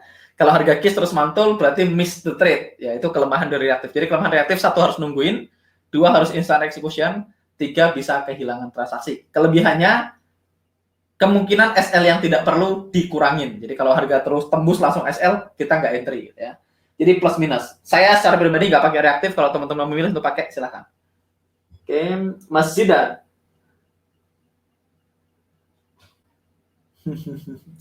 Apakah kalau di reactive time frame sudah ada UFO, artinya tidak di-cancel, apakah bisa confirm, bisa sentuh TP1? Tetap tidak ada yang pasti, teman-teman. Kemungkinan besar sentuh TP1 lebih besar, yes, pasti di atas 50% kemungkinan dia sentuh TP1. Di atas tengah kemungkinan dia sentuh TP1, tapi tetap tidak ada 100% pasti. Karena kondisi bisa berubah kapanpun, bisa jadi ada indirect force lain, bisa jadi ada institusi yang lebih besar yang masuk gitu ya. Tetap tidak confirm 100% gitu ya, tapi kemungkinannya di atas 50% gitu ya. Jika menggunakan reactive time frame, apakah ada kemungkinan SL juga? Yes, Mas, ada kemungkinan SL. Kalau enggak ya teman-teman nungguin aja reactive time frame terus rumahnya digadein gitu ya. Tapi enggak, tetap semuanya adalah probability. Ya. Sebaiknya pakai edge aja, Mas, boleh. Pilihannya edge ya, Mas. Saya pakai edge. Dari sisi probability reaktif lebih besar ya, Mas. Betul, probability-nya lebih tinggi. Tapi buat saya selama pakai MM yang baik, RR yang baik sih nggak masalah. Saya mendingan SL, tapi nggak nungguin chart daripada saya nungguin chart, profitnya sedikit lebih banyak. Tapi itu tergantung style teman-teman. Saya trading itu tujuannya pengen bahagia, teman-teman. Saya trading itu tujuannya saya pengen punya waktu lebih banyak buat keluarga, saya pengen punya uang, saya pengen punya waktu untuk menikmati uang saya. Itu kalau saya. Itulah kenapa saya pilih trading sebagai salah satu bisnis yang saya kerjain. Karena uang itu nggak harus trading, ada banyak profesi yang bisa menghasilkan uang yang gede juga dan cepat juga. Gitu ya. Bahkan banyak profesi yang bisa menghasilkan uang yang lebih cepat dari trading. Tapi salah satu kelebihan trading adalah kita punya freedom of time, kita boleh melakukan apapun yang kita suka, kapanpun, dimanapun tradingnya. Nah, saya merasa peace of mind, saya punya waktu lebih buat keluarga itu lebih berharga daripada saya harus nungguin reactive time frame. Karena kan kita nggak tahu kapan dia mantul dan kapan dia kebentuk UFO-nya. Dan apakah kalau nungguin reactive time frame salah? Enggak juga. Itu kan cuma apa yang penting buat kita aja. Ini kan cuma masalah selera aja. Toh saya pakai common dan edge baik-baik aja gitu ya. Jadi nggak perlu dirubah juga gitu ya. Jadi saya happy dengan common dan edge only. Tapi kalau teman-teman mau sangat konservatif menungguin reaktif, monggo diizinkan gitu ya. Tapi buat saya ingat-ingat tujuan tradingnya apa sih dulu gitu ya. Jadi banyak orang ketika bisnis, ketika trading mereka lupa what got you into trading on the first place gitu ya. Kalau saya salah satu goal saya di trading adalah saya pengen punya salah satunya kebebasan waktu. Nah kalau saya jadi nungguin chart, mantengin chart, saya jadi nggak punya kebebasan waktu. Jadi ingat goals di awalnya apa. Banyak orang goalsnya trading pertama kali pengen punya kebebasan waktu, tapi floating berhari-hari stres, nggak bisa tidur, nungguin chart, tidurnya sebelah chart, bangun tidur pengen lihat chart, nggak jadi punya kebebasan waktu. Banyak orang trading pengennya supaya punya freedom of mind gitu ya, tapi karena averaging martingale terus nggak bisa tidur, cemas terus, jadi buat apa trading kan? Ingat goalsnya lagi kan. Kalau cuma mau nungguin chart berjam-jam ya sama aja kayak kerja, mendingan kerja aja. Lebih pasti dapat gaji gitu ya. Tapi balik lagi itu sekali lagi cuma masalah selera, teman-teman. Masalah selera dan masalah tujuan awalnya. Jadi ada cerita, teman-teman. Suatu ketika ada orang Indian gitu, ada suku Indian gitu, suku asli benua Amerika, suku Indian. Dan pemerintah Amerika itu pengen suku Indian ini juga kerja dan bayar pajak juga. Jadi pemerintah ini pengen dapat kontribusi dari suku India. Maka dia mengutus salah satu intelijen terbaiknya dia untuk dikirim ke suku India. Nah, karena dia adalah intelijen terbaik, dia yang paling jago gitu ya, dia berpikir, daripada saya meyakinkan semua suku Indian untuk bayar pajak, mendingan saya meyakinkan kepala sukunya. Karena kalau kepala sukunya mau, pasti yang lain juga ikutan mau, kata dia gitu. Akhirnya dia datang kepala suku. Pak kepala suku gitu ya, saya diutus oleh pemerintah Amerika gitu ya, dan kita diminta untuk ngajak Bapak dan teman-teman suku Indian untuk sekolah gitu ya. Karena pemerintah pengen mereka kerja, dapat uang dan bayar pajak gitu ya. Makanya dia pengen suku Indian juga sekolah gitu. Kenapa saya harus sekolah? Wah, nanti mahal, ribet segala macam. Oh, aman kata tadi intelijennya. Bapak kepala suku nggak usah mikirin biaya, nggak usah mikirin apapun, semuanya kita yang urus. Jadi Bapak cuma tinggal siap-siap dan berangkat siapin anaknya. Nanti seragam kita kasih, terus buku-buku kita yang kasih, bahkan teman-teman nggak perlu berangkat ke sekolah, pagi kita kirim bis, kita jemput, kita bawa ke sekolah, setelah sekolah kita jemput pakai bis, kita antar pulang ke rumah. Semuanya kita yang tanggung, semuanya kita yang biayain, teman-teman yang penting mau aja sekolah. Jadi itu kata intelijennya. Terus kepala sukunya nanya, terus kenapa saya pengen sekolah? Kenapa gue harus sekolah? Katanya. Supaya Pak Kepala Suku dapat pendidikan yang layak, supaya tahu banyak hal. Kenapa gue pengen punya pendidikan yang layak, kata dia. Kenapa gue harus sekolah? Karena supaya punya pendidikan yang layak. Kenapa gue pengen punya pendidikan yang layak, katanya? Ya supaya setelah lulus sekolah punya pendidikan yang layak, Pak Kepala Suku dan teman-teman suku Indian bisa dapat pekerjaan yang layak. Terus kenapa emang gue pengen punya pekerjaan yang layak? Supaya kalau punya pekerjaan yang layak, punya bayaran yang layak, punya gaji yang tinggi. Kenapa saya pengen punya gaji yang tinggi? Supaya bisa nabung dan bisa pensiun dengan tenang. Kata si ininya, kata si intelijennya. Kenapa gue pengen pensiun dengan tenang, kata kepala sukunya? Supaya Bapak bisa nyanyi tiap hari, mancing tiap hari tanpa harus mikirin kebutuhan hidup. Jadi pensiun dengan tenang supaya saya bisa mancing tiap hari, nyanyi tiap hari tanpa harus mikirin kebutuhan hidup. Lah kalau gitu mah ngapain sekolah? Gue sekarang juga udah nyanyi tiap hari, mancing tiap hari tanpa mikirin itu. I'm do it every day, katanya. Sudah kayak gitu, saya udah pensiun, terus ngapain lagi saya harus sekolah? Jadi banyak orang, teman-teman, ketika mereka trading, mereka lupa alasan mereka trading on the first place. Tujuan tradingnya apa pertama kali? Jadi kayak kepala suku tadi, lo ngapain kalau cuman mau pengen bisa nyanyi-nyanyi tiap hari dan bisa mancing tiap hari? Sekarang saya juga nyanyi-nyanyi tiap hari, mancing tiap hari. Ngapain harus sekolah? Gitu. Itu cerita bercanda, teman-teman. Tentu aja itu tidak real, itu fiktif. Gitu. Tapi itu, teman-teman. Jadi banyak orang ketika mereka masuk ke trading, mereka masuk ke bisnis, mereka lupa apa alasan mereka masuk ke trading on the first place. Nah, teman-teman ingat itu. Alright.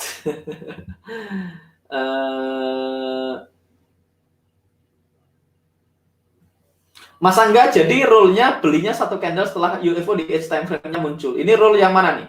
Common dan edge atau yang pakai reaktif? Kita belum bahas rule-nya, sabar. Nanti kita akan masuk ke sana. Sama Mas Adit kemungkinan belum nonton replay-nya batch 1, saran saya please nonton replay batch 1 ya.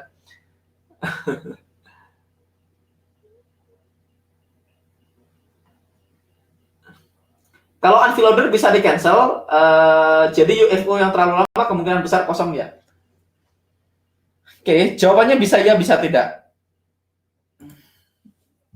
Jawabannya bisa ya, bisa tidak. Saya akan jelasin sedikit. Ini kemarin saya nggak bahas di batch sebelumnya. Jadi gini teman-teman, harga itu hanya bergerak dari high time frame UFO ke low time frame UFO. Jadi kalau ini UFO sell di daily, gitu ya, saya ngomongin daily ya. Saya bikin merah, ini adalah UFO buy di daily. Saya kasih warna hijau. Saya akan turunin dikit. Kalau ini daily, gitu ya teman-teman. Harga itu sebenarnya mantul dari satu UFO ke UFO lain, gitu ya, dan mantul, gitu ya. Nah, karena ini daily, teman-teman, kalau saya turunin, kalau ini adalah daily, di H1 gitu ya. Oke, saya akan hapus saja yang ini. Jadi ketika harga mantul gitu ya, harga mantul dari, saya akan pakai yang ini aja, pakai panah aja biar kelihatan. Jadi ketika harga mantul dari UFO daily ke UFO sell di daily, ketika arahnya begini, teman-teman, ketika arahnya begini, maka garis ini saya hapus saja. Garis ini di daily, itu di H1 terlihat seperti ini. Di H1 jadi uptrend. Di H1 jadi uptrend. Nah, ketika harga turun, dari daily ke daily juga, di H1 dia jadi downtrend. Jadi kalau ditanya trend itu apa sih, Mas? Trend itu adalah price movement dari high time frame UFO ke high time frame UFO. Jadi dari time frame UFO yang tinggi, UFO ke time frame tinggi, ke UFO ke time frame tinggi, dia akan menciptakan uptrend ataupun downtrend di time frame yang lebih kecil. Jadi trend di time frame yang lebih, trend ini hanya pergerakan UFO dari high time frame ke high time frame di time frame yang lebih kecil. Nah, otomatis supaya uptrend ini terbentuk, maka semua UFO yang di sini harus dihormati. Dia akan ketemu UFO di time frame kecil juga, gitu ya. Harga mantul kan karena UFO kita udah sepakatin, kan? Jadi teman-teman pasti akan menemukan UFO sepanjang jalan ini. Makanya, kalau misalnya harga nggak kepanggil ke area UFO, misalnya ada satu titik di mana harga nggak sentuh UFO dan dia continue high, ini apakah ini bisa di-cancel? Jawabannya, bisa aja.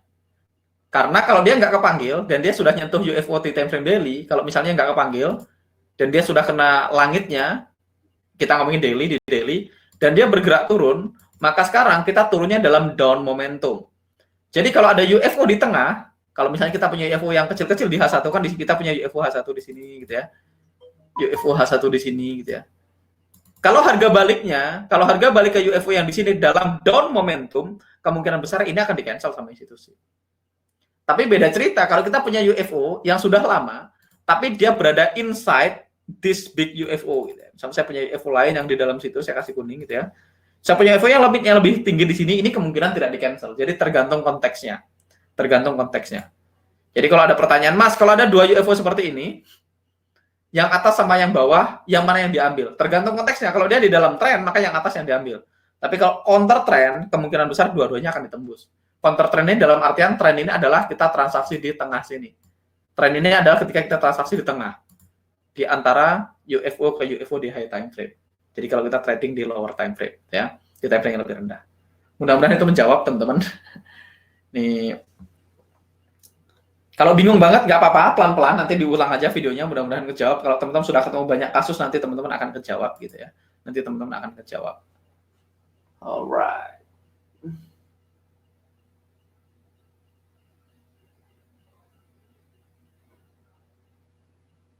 Mas Engga pernah cerita juga di YouTube kalau area supply and demand di dead zone probability-nya kurang ya. Lalu kalau dead zone itu berarti yang buat harga running bukan institusi.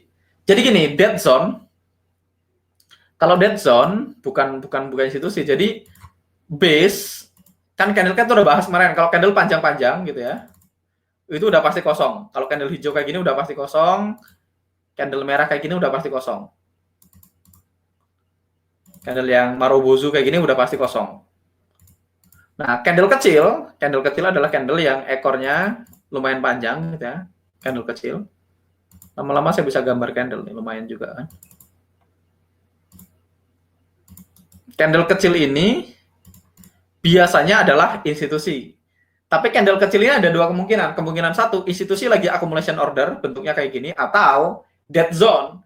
Dead zone itu dalam artian karena market lagi nggak ada orang aja, lagi nggak ada transaksi, maka candlenya juga kecil.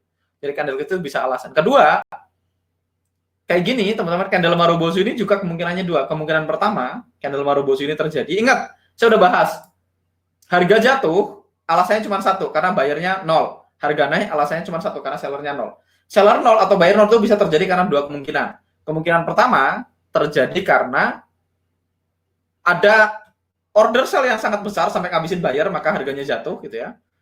Atau memang tidak ada bayarnya angkat kaki kan gitu, ada 2 kemungkinan juga. Makanya kalau dead zone, bank tutup, kok tiba-tiba harga jatuh, berarti kemungkinan karena kosong gitu.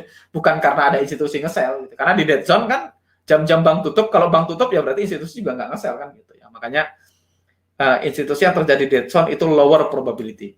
Namanya lower probability masih bisa work, tapi lower probability. Itu Mas Doni Indrawan Pratama ya.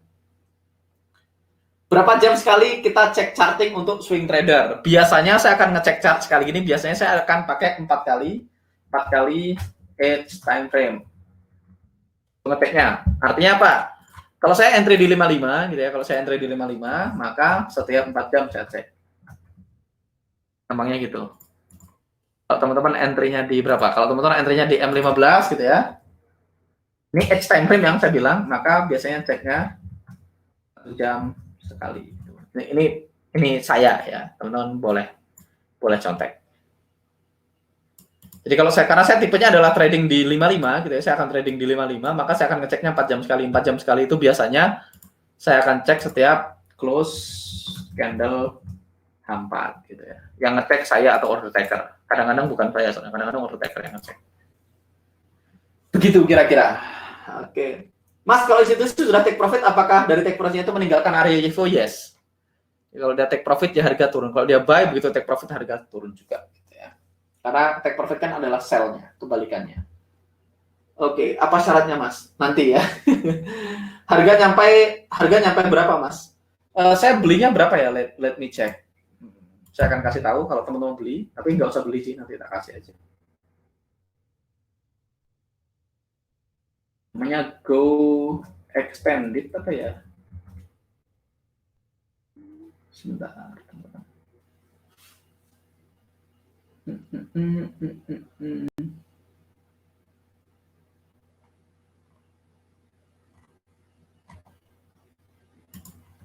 saya belinya di sini. Nah, saya akan tunjukin. Saya pakai ini, teman-teman ada banyak pilihan sih, sebenarnya bukan pakai ini, ada namanya TOC, Trader on Chart gitu ya. Ada namanya TOC, saya pakai MetaTrader, oh bukan ini, sorry. MetaTraderProgrammer.com. Kalau nggak salah ini ya, di sini saya pakai ini ready-made software Go4. Saya bukan pakai Go4. Bukan yang ini, teman-teman, saya nggak pakai yang ini, saya pakai yang Go Extended. Let's see. No, bukan ini. Ready-made software. Go4. Bukan ini, saudara-saudara. Saya googling aja Go Extended MetaTrader Programmer.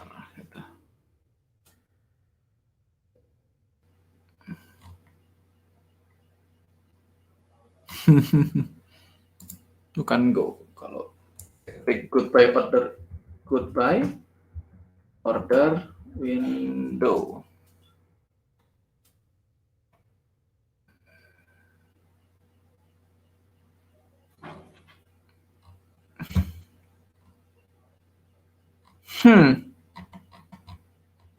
Kenapa tidak ketemu? Coba kita hapus. Ini Go4. Ini yang Go4. Saya nggak pakai yang ini sih. Tapi saya pakai Go ini, tapi saya pakai yang versi advance-nya. Atau Go Advance kayaknya namanya.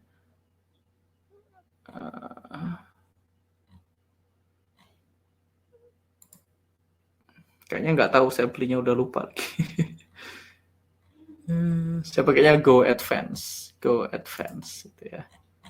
Di mana ya? Yang pasti bukan $60 harganya.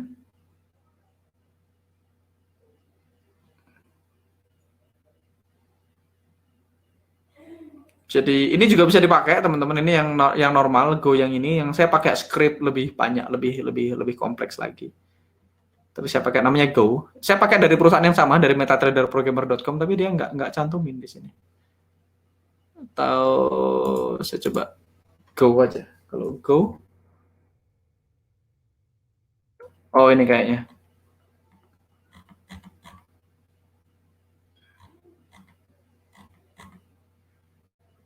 Nah ini yang kayaknya ya. Saya pakai yang ini nih.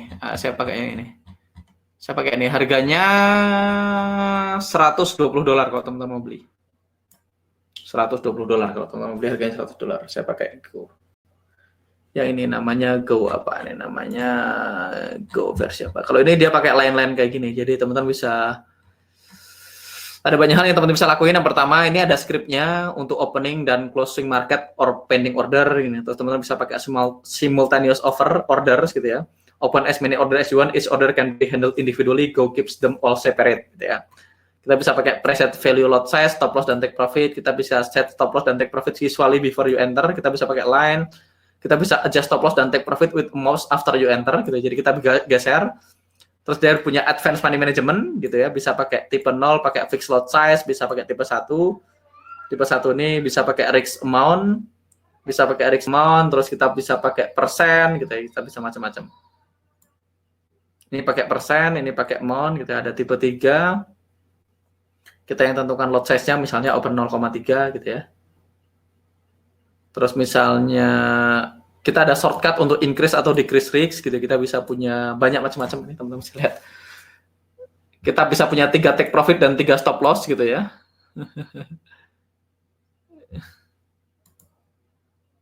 Dan 2 dari 2 mereka bisa digunakan untuk partial. Kita bisa partial exit at any time gitu ya. Terus kita punya advance break even gitu ya. Bisa locking profit, bisa trailing stop, terus bisa trailing take profit. Kita bisa trailing take profit gitu ya, untuk minimize loss. Jadi bukan hanya SL-nya bisa di trailing, TP-nya juga bisa di trailing.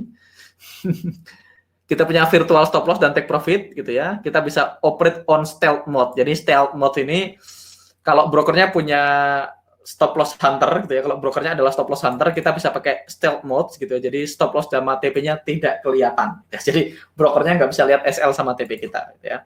Dan lebih banyak feature yang lain. Saya jelasin satu-satu, dikira saya jualan. Ini saya nggak dapat keuntungan finansial apapun juga sih kalau teman-teman beli dari sini. Saya juga bukan affiliate-nya mereka, saya hanya pembelinya. Saya udah pakai ini dari tahun 2013 apa 2013 udah pakai ini, udah 7 tahun saya pakai Go gitu ya. Oke. Berikutnya, kalau pakai reactive time frame, stop loss-nya ikut rival UFO di common time frame atau rival UFO di stop loss. Stop loss-nya pakai live UFO di edge time frame, Mas. Ngikutin UFO di edge time frame, Mas Pandu ya. Putus-putus. Lebih baik pakai yang standar atau customize ya, jelas lebih baik yang customize. Customize lebih baik. Saya akan ngintip slide dulu sebelum saya lanjut. Saya ingin lihat materi habis ini apa. Oke, habis ini besok kita masuk ke trading metodologi. Jadi kita simpan buat besok trading metodologinya. Ini udah 1 jam, saya akan jawabin pertanyaan dulu. Mas, kalau kita pakai edge time frame-nya 55, entry-nya di 60, yes, boleh di MT4-nya entry di 60. Mas, kalau saya common time frame-nya 240 saat di edge time frame, apakah saya berarti harus menggunakan EMA 9 di 240 atau tetap di daily? Di 240, Mas. Jadi EMA 9 kita pakai di common time frame, Mas Gary ya. Beli lewat mana, Mas, institusi? Ya, institusi belinya lewat bank-bank. Jadi seringkali institusi adalah liquidity provider dari bank. Mereka adalah bank besar juga. Jadi mereka nggak pakai broker retail seperti kita. Jadi ada beberapa broker yang memang didesain untuk institutional order juga ada juga. Gitu.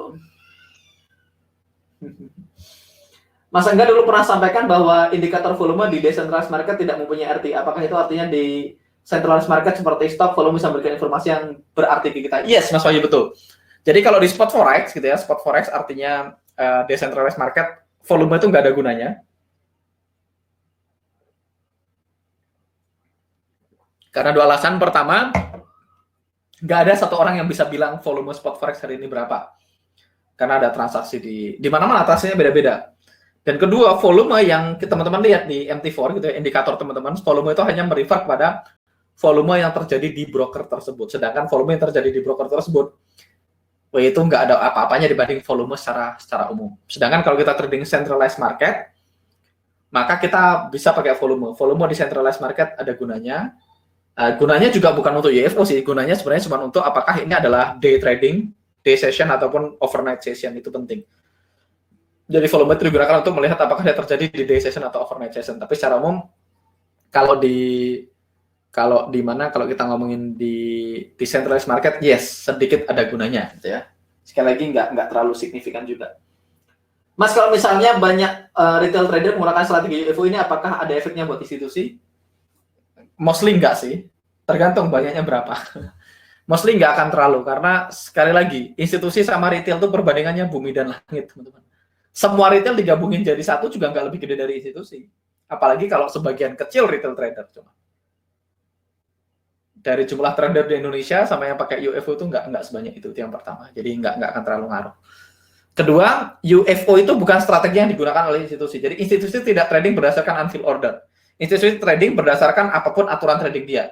Dia trading biasanya berdasarkan indirect force yang dia pahamin. Dia bisa jadi karena fundamental, bisa jadi karena teknikal, bisa jadi karena dia punya figur-figur tertentu, misalnya interest rate, dia tahu ada laporan data-data tertentu yang masuk ke mereka yang membuat mereka akhirnya beli atau jual sebuah mata uang. Gitu ya. Jadi dia nggak pakai strategi UFO. Saya garis bawain, institusi tidak trading berdasarkan auto UFO.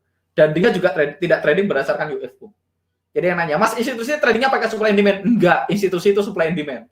Jadi ketika dia masuk, ketika dia buy menciptakan demand, jadi UFO. Ketika dia sell menciptakan supply, jadi UFO. Jadi bukan mereka trading pakai UFO, tapi ketika mereka masuk, mereka meninggalkan UFO. Jadi mau mereka ganti cara trading pun, ketika mereka masuk tetap meninggalkan UFO.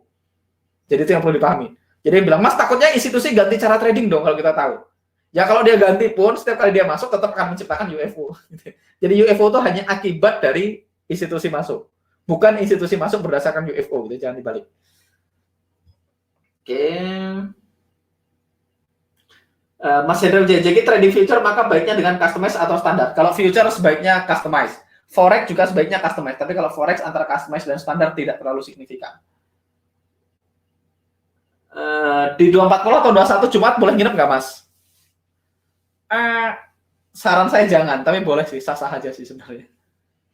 Tapi beresiko. Pria punya selera. Tapi kan tetap mesti lihat per 4 jam untuk manage plan. Jadi caranya gimana Mas? Agar nggak juga buka laptop per 4 jam. Ya kalau manage kan nggak perlu buka laptop teman-teman. Kalau manage tinggal buka di handphone, kalau itu ya di cancel. Kalau cuma punya waktu 1 kali sehari untuk lihat chart, ya sebaiknya tradingnya di weekly 144. Ya, weekly 144. Jadi ngelihat chart sehari sekali cukup ya, 240 bisa gitu ya. Tapi kalau cuma bisa ngelihat chart sehari sekali, jangan pakai daily 55 gitu ya.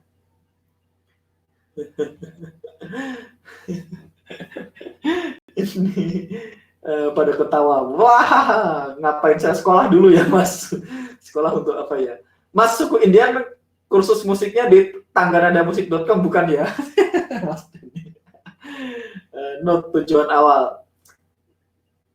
2 hari ini nggak ada setup Mas untuk daily 55. Yes, nggak ada setup baru ya. Kalau nggak ada setup ya nggak trading. Sesimpel itu. Udah nonton B1 Mas, nggak ada cerita Indianya ya. Oke, oh gitu Mas, thanks ya. Saya suka TP jauh, baiknya nyari UFO di H time frame yang berada di UFO command time frame aja ya Mas. Kalau TP-nya jauh, baiknya ya ngikutin rule aja sih. Ngikutin rule aja. Jadi carinya UFO di H time frame yang ada EMA 9 dari command time frame. Jangan mau bikin rule baru boleh kalau mau dites.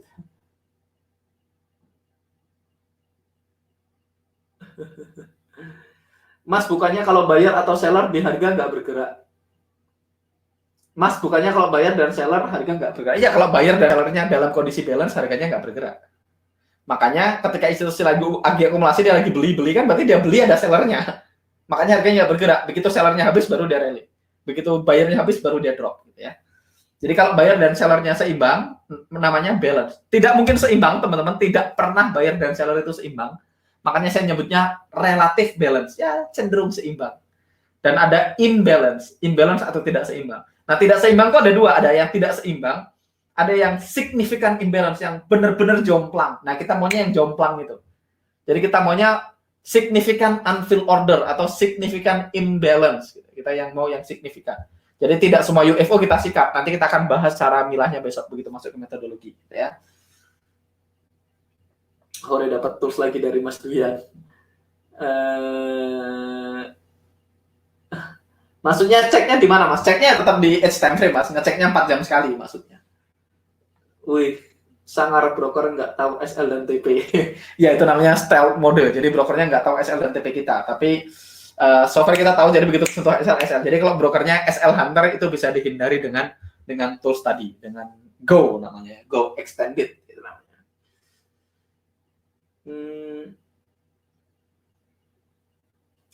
Mas, kalau di daily terdapat UFO dalam zone ekstrim, kita KH1 di dalamnya terdapat beberapa area UFO, apakah area-area itu menyebabkan harga yang untuk mantul berkali-kali? Saya nggak ngerti, coba Mas nanti kasih gambarnya, daripada saya takutnya saya salah jawab, jadi nggak usah. Mas, apabila cek climate di common time frame, daily trend buy, apakah tidak perlu lagi memperhatikan time frame di H4? Nggak perlu. Nanti kebanyakan. Jadi kita pakai daily dan H1 udah H4-nya dicuekin aja, dan nggak usah dilihat. Semakin banyak ngelihat, semakin banyak tahu, semakin banyak pertimbangan, nanti nggak entry. Intinya trade only what you see, not what you think ya. Jadi jangan over analis, ya. Jangan overthinking juga.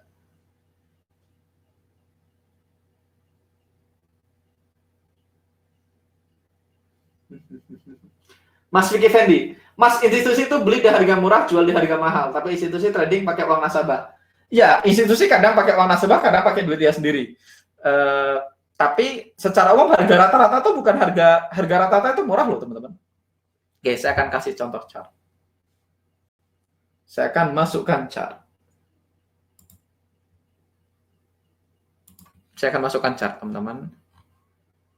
Saya akan masukkan EMA 9 daily ya. Saya akan masukkan EMA 9 daily. Ini aja, ini EMA 9 daily. EMA 9 daily adalah harga rata-rata. Teman-teman bisa lihat gimana area merespon harga rata-rata. Kadang respon, kadang enggak. Teman-teman bisa lihat, ketika harga di sini, gitu ya, ketika harga ada di area sini, gitu ya, ini adalah relative balance, gitu ya. Ini adalah area relative balance, gitu ya. Maka harga rata-rata EMA 9 ini adalah harga murah.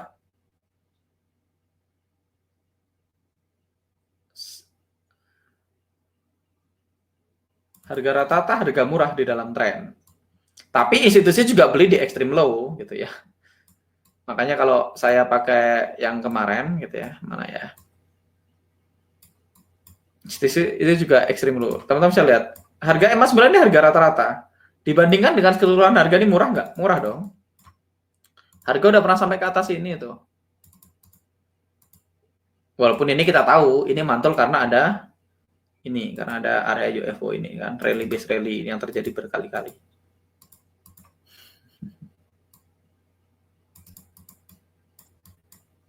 Kayak misalnya hari ini Audi CHF barusan, dia kembali ke harga rata-rata. Nih kalau teman-teman lihat, teman-teman punya area UFO di sini. Ini adalah area UFO gitu ya. Oh, saya barusan ini. Ini ada area UFO di sini, ada area UFO dan ada EMA 9-nya. Ini adalah area UFO, ini adalah area UFO, berarti area harga murah. Teman-teman bisa lihat.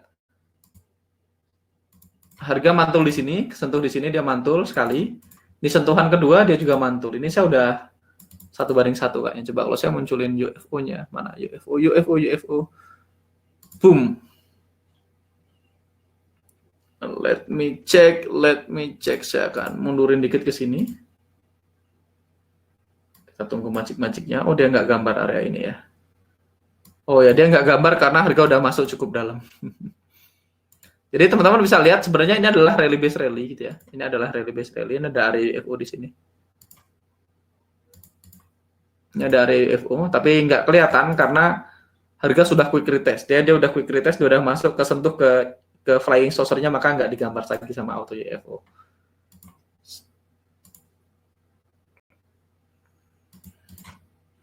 Saya tahu dari mana? Ya tahu karena kelihatan kok, kelihatan. Kalau saya mundurin ke sini, teman-teman bisa lihat di area yang saya gambar itu pasti ada UFO-nya. Kalau saya mundurin catnya ke sini. Magic. Come on, magic.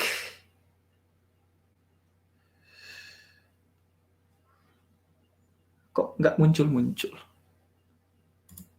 Indikator, invite only script, auto UFO.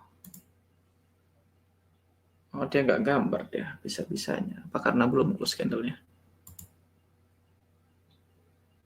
Oh, tuh ada. Kecepatan. sorry, saya harus lambatin yang sangat lambat berarti.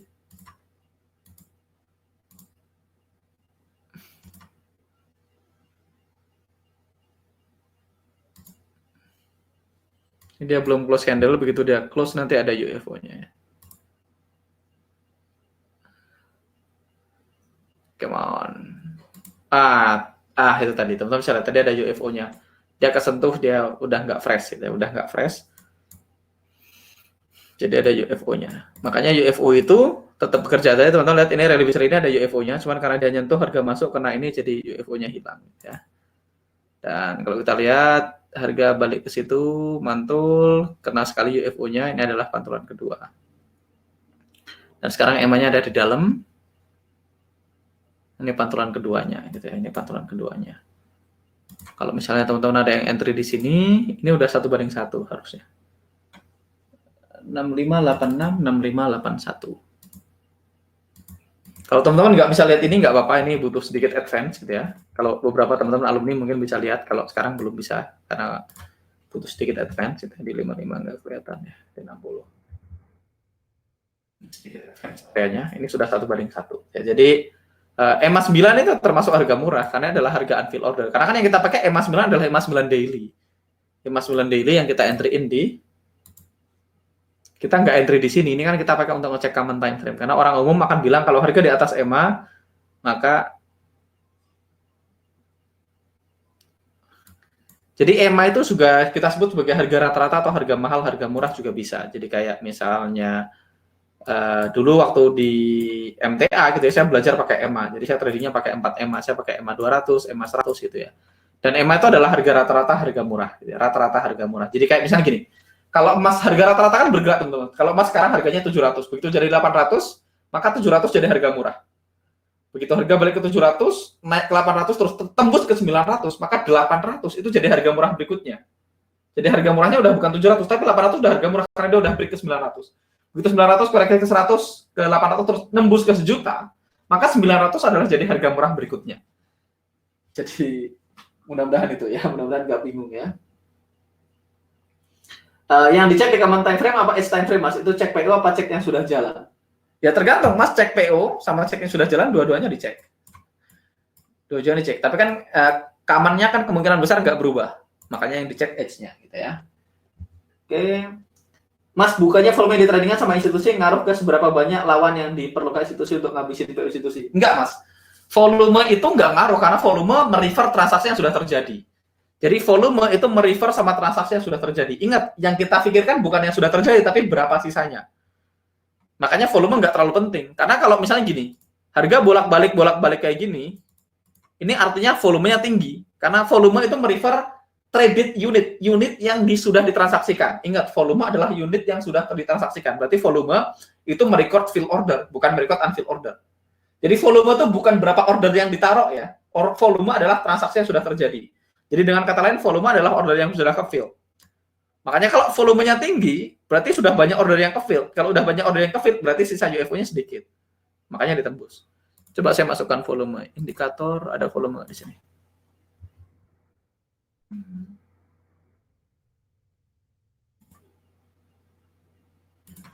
Nah, teman-teman bisa lihat. Di area ini, volumenya tinggi. Volumenya tinggi bukan berarti banyak unfill ordernya. Itu dua hal yang berbeda gitu ya. Jadi volume ya karena volume itu mereverse pada jumlah transaksi yang terjadi. Semakin banyak transaksinya, semakin banyak volumenya.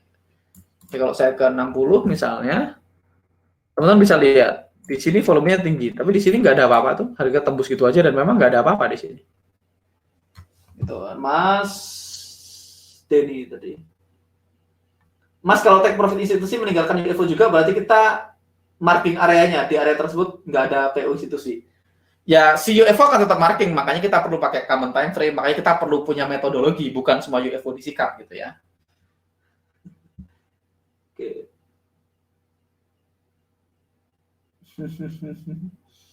Ini Mas Han nanya, Mas kok bisa tahu tools spesial gitu, dapat dari mana? Dapat dari mentornya, Mas. Jadi saya dulu dapat Go juga dari mentor saya sebelumnya udah pakai Go gitu ya. Jadi itulah gunanya belajar punya mentor gitu ya. Kayak teman-teman hari ini dapat dari mana? Dari saya. Kan saya juga nggak dapat dari saya juga dapat dari orang lain. Bukan saya menemukan gitu ya. Jadi balik lagi ya itulah gunanya punya mentor. Saya bayar waktu orang, saya bayar pengalaman dia kan gitu ya. Jadi kayak teman-teman hari ini dapat dari saya, kan tahu dari saya. Saya juga tahu dari orang lain gitu. Banyak hal yang bukan saya menemukan gitu ya.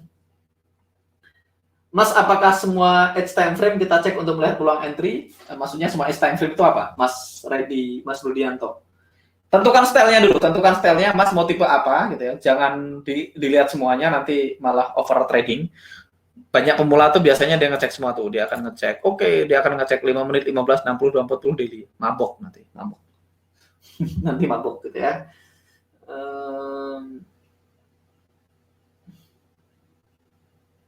Mas, dot climate yang kecil itu apakah sah? Apa harus dot besar? Tergantung. Kalau konservatif seharusnya wajib besar.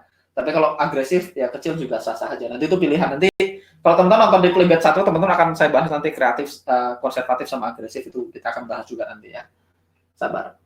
Mas, climate di weekly untuk CAD-CF dan CAD kok STD-nya 0 ya? Kalau STD-nya 0 itu kemungkinan besar karena chart-nya nggak ngeload dengan benar, Mas. STD-nya nggak mungkin 0 gitu ya. Kalau 0 berarti nggak ngeload dengan benar ya. Saya coba masuk ke weekly. Apa tadi itu? CAD CHF. Ya biasanya nggak ngeload dengan benar sih.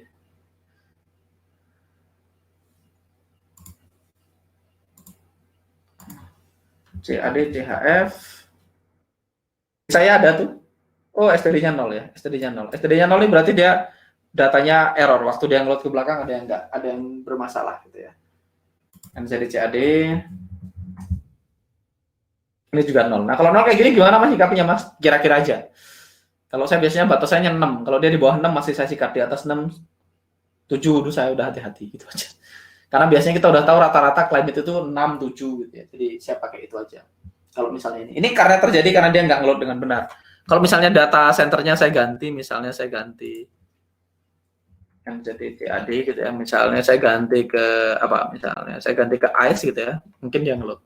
Tuh kalau di ICE dia ngeload ada 6 12. Jadi itu biasanya efek CM-nya nggak ngeload dengan benar. Jadi kalau saya ganti ke ice ngeload tuh. Jadi misalnya tadi apa? C ada CHF. CHF efek CM dia 0 gitu ya, teman-teman. Kalau 0 kayak gitu teman-teman bisa ganti sumbernya. Saya bisa ganti ke ice, misalnya ini Intercontinental Exchange, biasanya ngeloadnya lebih bagus. Nah, di ice dia muncul tuh. Di ice dia muncul, atau teman-teman bisa ganti ke yang lain gitu ya. Di sini kan teman-teman kalau CAD, CHF, teman-teman bisa pilihan. Teman-teman boleh ngeload dari efek CM, boleh dari Oanda, dari forex.com, ICE, atau dari apa, misalnya dari Saxo. Saxo juga biasanya ngeload dengan benar. Ya. Dan biasanya angkanya juga nggak jauh beda, jadi itu salah satu caranya. Triknya itu Mas siapa namanya? Mas Arif Suryadi. Oh, berarti kita menunggu ada EMA karena berarti itu adalah harga terendah rata-rata. Yes. Karena ada banyak komputer juga yang menggunakan harga rata-rata untuk entry gitu ya. Cara bedain pergerakan signifikan sama karena news apa coach nanti kita bahas, belum sampai. Setnya NFC di situ Mas, tapi saya nggak pasang karena nggak ada UFO-nya. But it's okay ya. Jadi NFC Mas Teguh gitu ya, Mas Teguh itu salah satu orang yang tradingnya lumayan mirip sama saya gitu ya. Ada Mas Rifki juga. Kalau Mas Rifki nggak mirip-mirip banget. NFC itu ada beberapa orang, ada Mas Teguh, ada Mas Rifki, ada siapa lagi? Mas Teguh, Mas Rifki, ada Mas Fadli gitu ya. Nggak semuanya mirip sama saya. Mas Teguh sih lumayan mirip sama saya. Jadi dia bisa nyari UFO secara manual. Karena dulu waktu belajar sama saya, Mas Teguh belum ada auto UFO kayaknya. Belum ada auto UFO untuk trading view lebih tepatnya. Auto UFO udah ada dari dulu soalnya. Oke.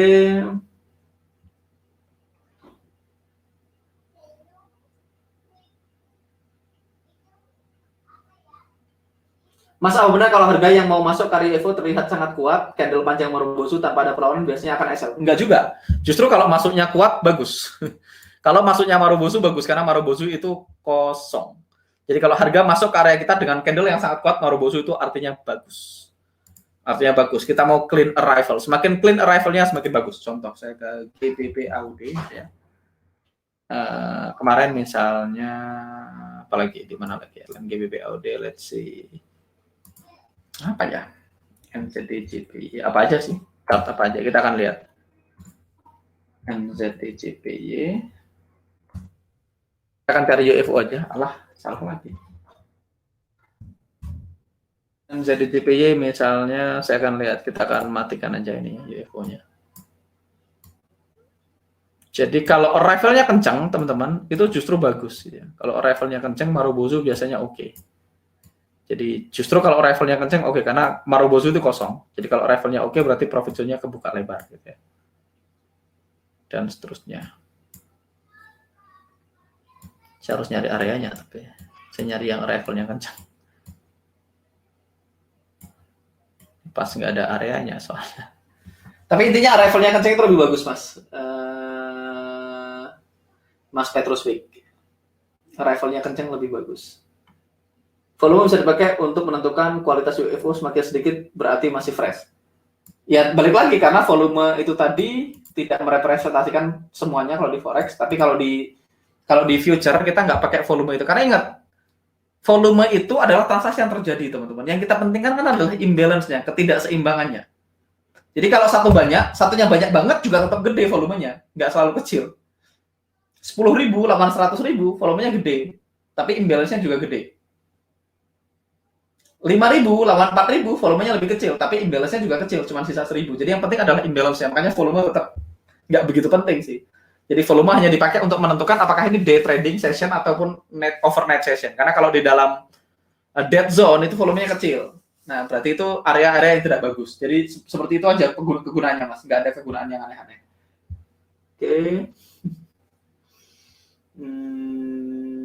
Oke, thank you Mas Han. Alhamdulillah bisa belajar core strategi dari yang terbaik di Indonesia. Thanks Mas Angga.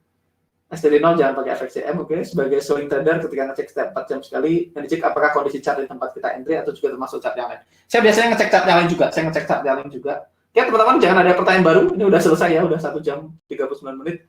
Mas, gambaran atau analogi harga open dan close dibandingkan dengan ekor yang panjang yang menunjukkan adanya imbalance seperti apa, Mas?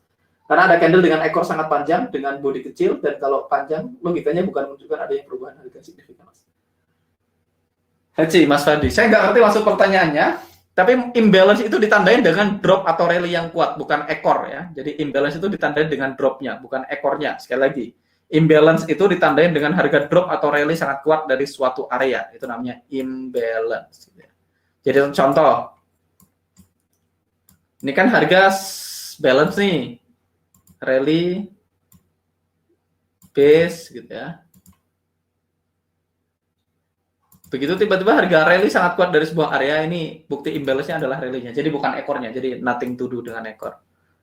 Contoh, ini bukti imbalance. Gitu ya. Jadi imbalance itu ditandain dari harga drop atau rally sangat kuat dari suatu area. Itu namanya imbalance. Membuktikan adanya ketidakseimbangan antara supply dan demand. Gitu ya. Oke, Euro USD misalnya.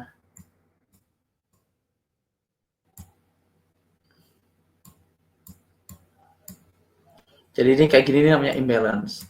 Kalau dia drop sangat kuat dari satu area berarti ada imbalance, ada ketidakseimbangan antara buyer dan seller. Kan kita udah bahas kemarin. Drop kayak gini namanya imbalance. Kalau dia sideways berarti relative balance gitu ya. Drop kayak gini ini imbalance gitu ya. Rally kencang berarti imbalance gitu ya. Jadi dari sini, ini kan harga rally base terus dia rally. Berarti ketika dia rally berarti ada imbalance. Begitu dia retest kita baru beli gitu ya. Jadi mana tadi pertanyaannya? Mas Vicky, baiknya sebagai berarti levelnya Marubozu atau harga tek-tok di area TP, Mas? Saya sih nggak terlalu perhatikan rivalnya karena kan saya pada saat entry saya ke pending order dan waktu kepanggil juga saya nggak di sana, jadi saya sih nggak terlalu peduli sama rivalnya. Tapi kalau dipilih clean sama basing sebelum masuk area ya mendingan clean. Kalau dia basing sebelum masuk area lebih jelek. Euro CHF masuk kenceng, Mas. Oke, kita lihat.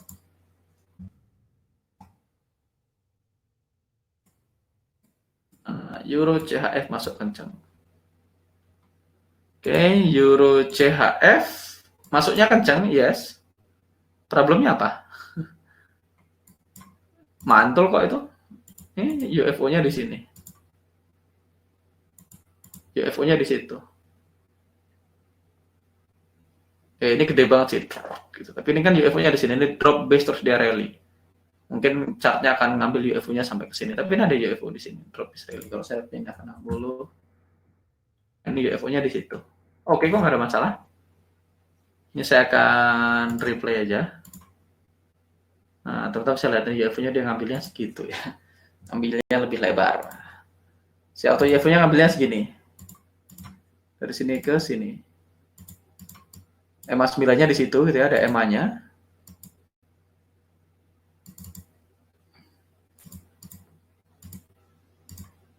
Terus kita play. Tuh masuknya kenceng nggak ada masalah. Jadi kalau masuknya kenceng biasanya lebih bagus. Kalau masuknya kenceng dia better gitu ya.